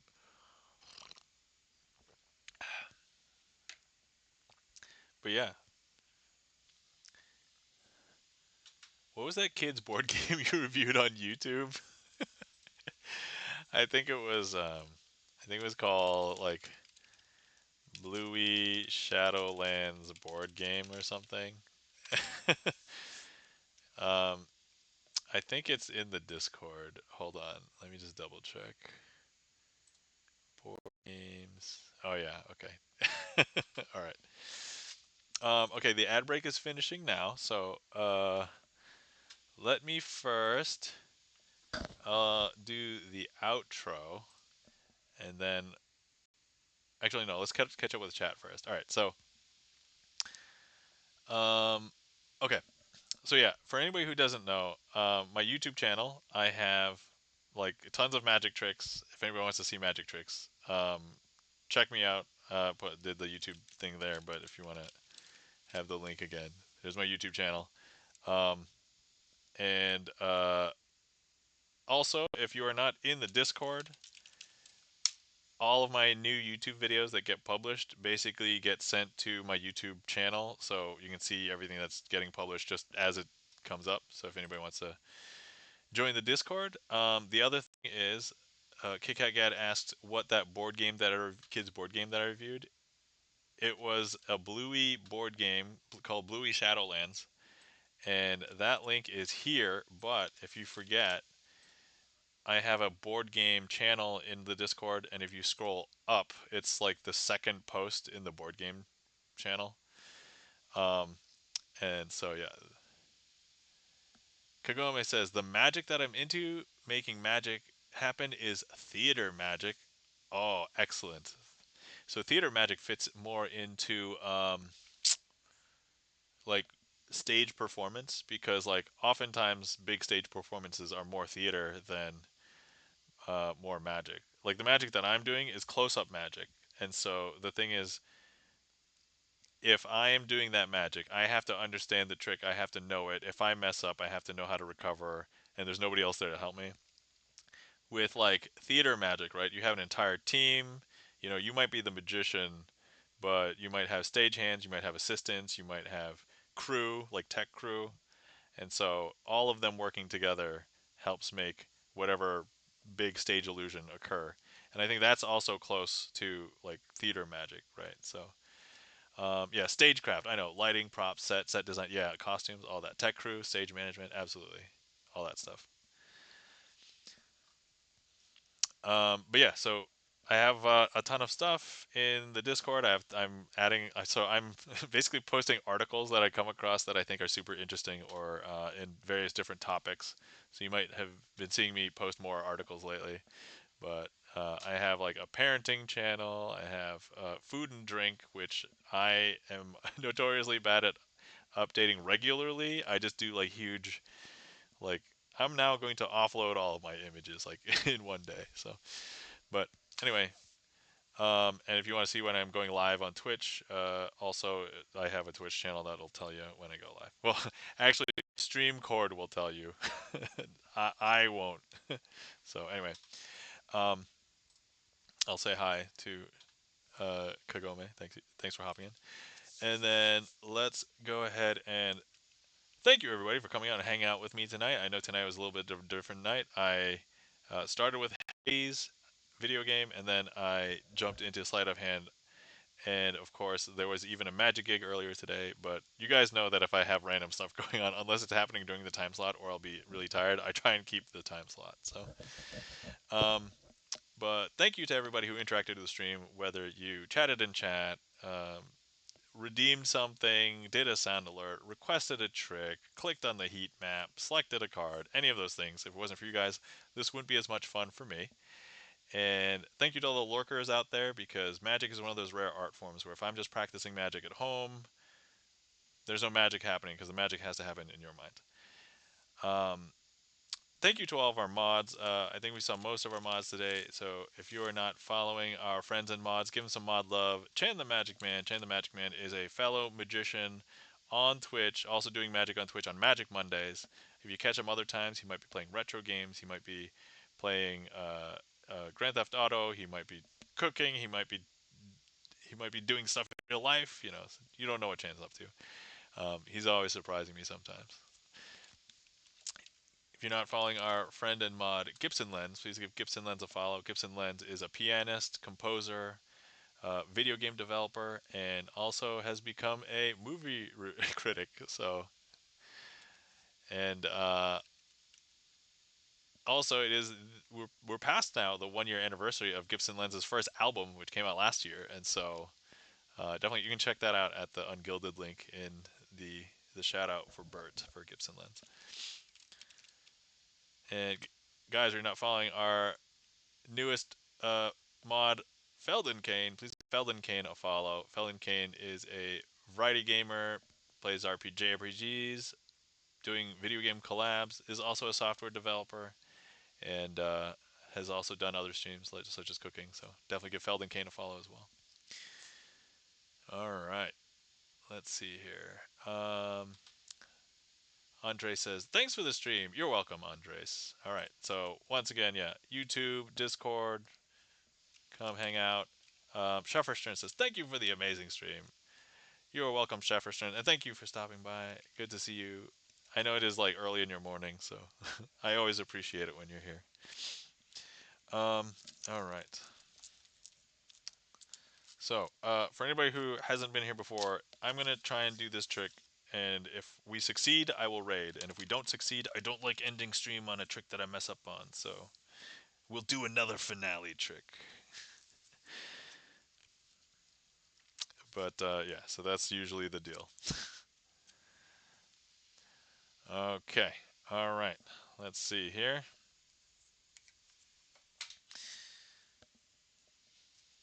Andres, thank you for the lull. All right, here we go. So I'm just going to spread this just to show you that it's a blue back deck, but I don't want you to think that these aces came from this deck. These aces came from a different deck because I'll show you.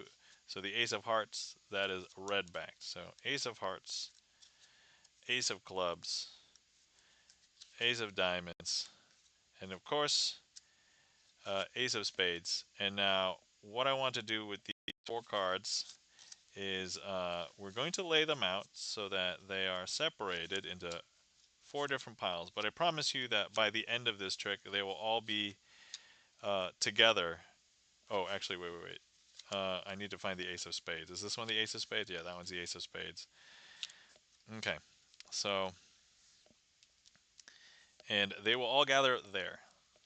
Now, what I'm going to do is we're going to go ahead and use three cards. We're going to cover each card with three cards, okay? So there, here, there, and here. We'll square up. And now we're going to try to do our magical teleportation. So here you can see that the ace is still here. It'll still be here up until I pinch it. Not physically, but maybe ethereally. And I've just swapped it with one of the blue cards from over there. Because now if we take a look here, there's actually no red cards. And if we take a look, there's no aces.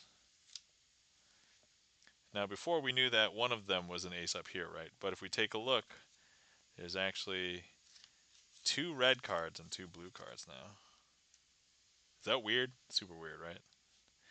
Now over here, we can still see that the ace is here, but it'll still be there up until I do this magical swap. Not physically, but metaphysically. And now if I show you, there's actually no red-backed cards here, and none of them are aces. But now, before there were two and two, right? But now if I show you, there's actually one blue card and three red cards. Is that strange? That's very strange. And now this last one, you might be wondering, there's some shenanigans afoot. And I would be like, yeah, you're right. You're watching a sleight of hand card magic stream. But here, let me show you that, here, you'll see that this ace, you'll still be able to see it from the back, right? Because you can see it's red backed here. And if I flip over the front, you'll be able to see that there's an ace right there, right? However, it's not until I do that swap. And actually, we'll grab that last blue card. Because now if I show you, all four cards have blue backs. If I show you their faces, none of them are aces.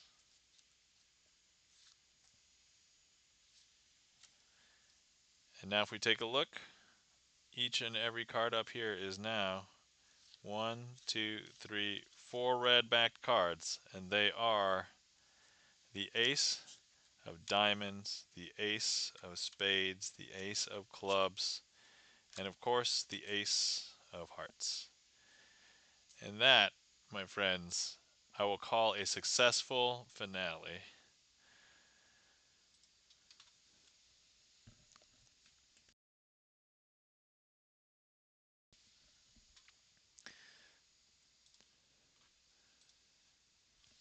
All right.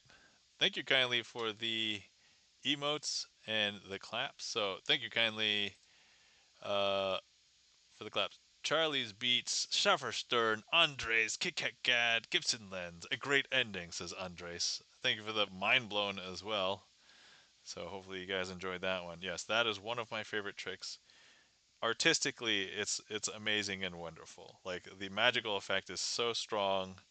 And when I first saw it, and I was still into card magic like for the first year, and I'm like, how did this happen? What? That's so cool. And Kagome Shuke, Kagome Shuko, thank you kindly for the mind blown. Yeah, it's like it's such a beautiful effect. It's like each and it's very clear, right? Each red-backed ace disappears from this pile and goes to that pile. What more can you ask for? It's so beautiful. It's so beautiful. And I have to learn that. So maybe not in my first year. Maybe that was like a third year magic thing. And I was still like, so maybe I had like 2.5 years of magic experience. And I was like, I still don't know how the trick is done. I have to learn it. And so I figured it out, obviously, because I can do it now. But yeah.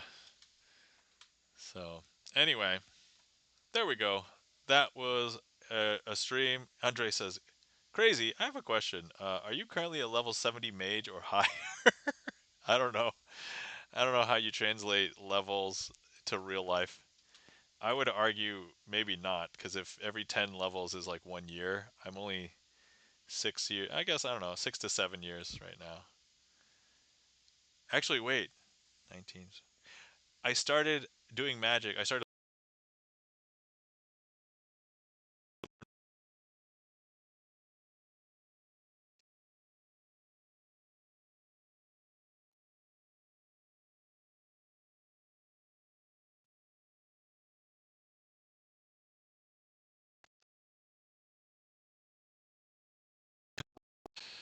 Uh, all right.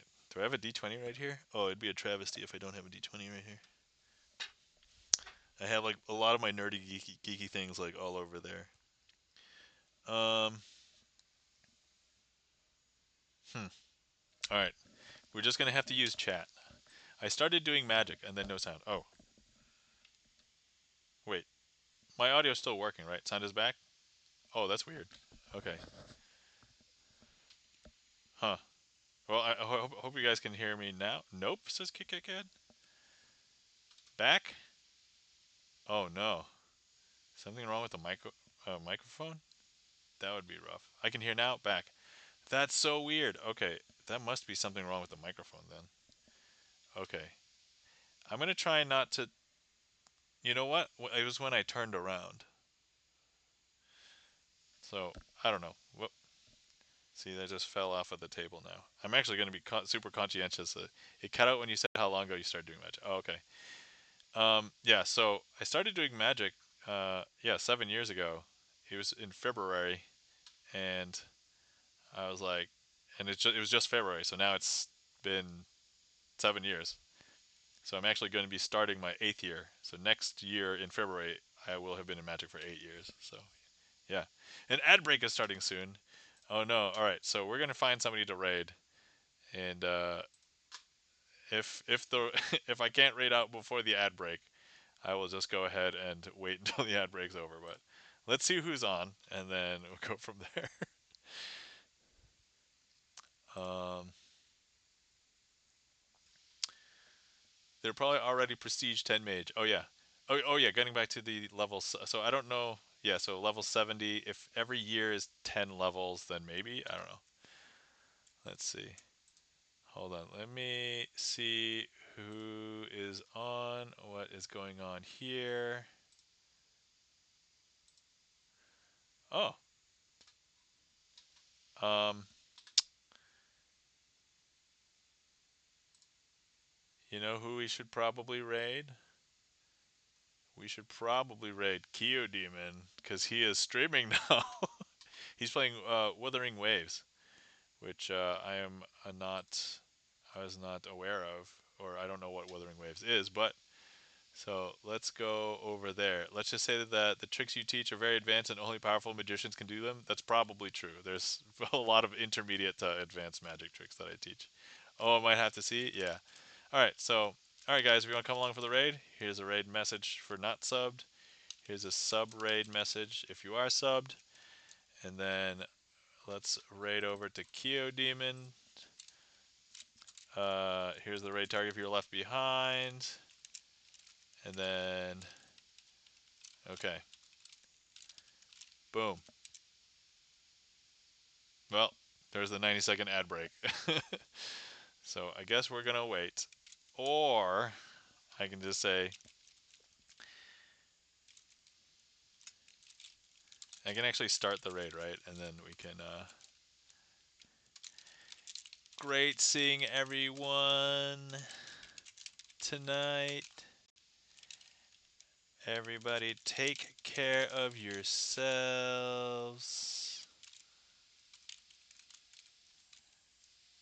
Uh, remember to hydrate, stretch, and get good sleep because we all know how hard it is to get good sleep nowadays.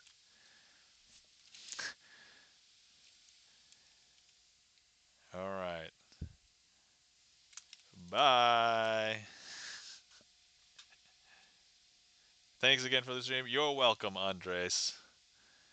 And let's see. And you too, says Shefferstern. Great seeing everybody. Take care. All right. See ya. Oh, hold on. I have to copy my own raid call.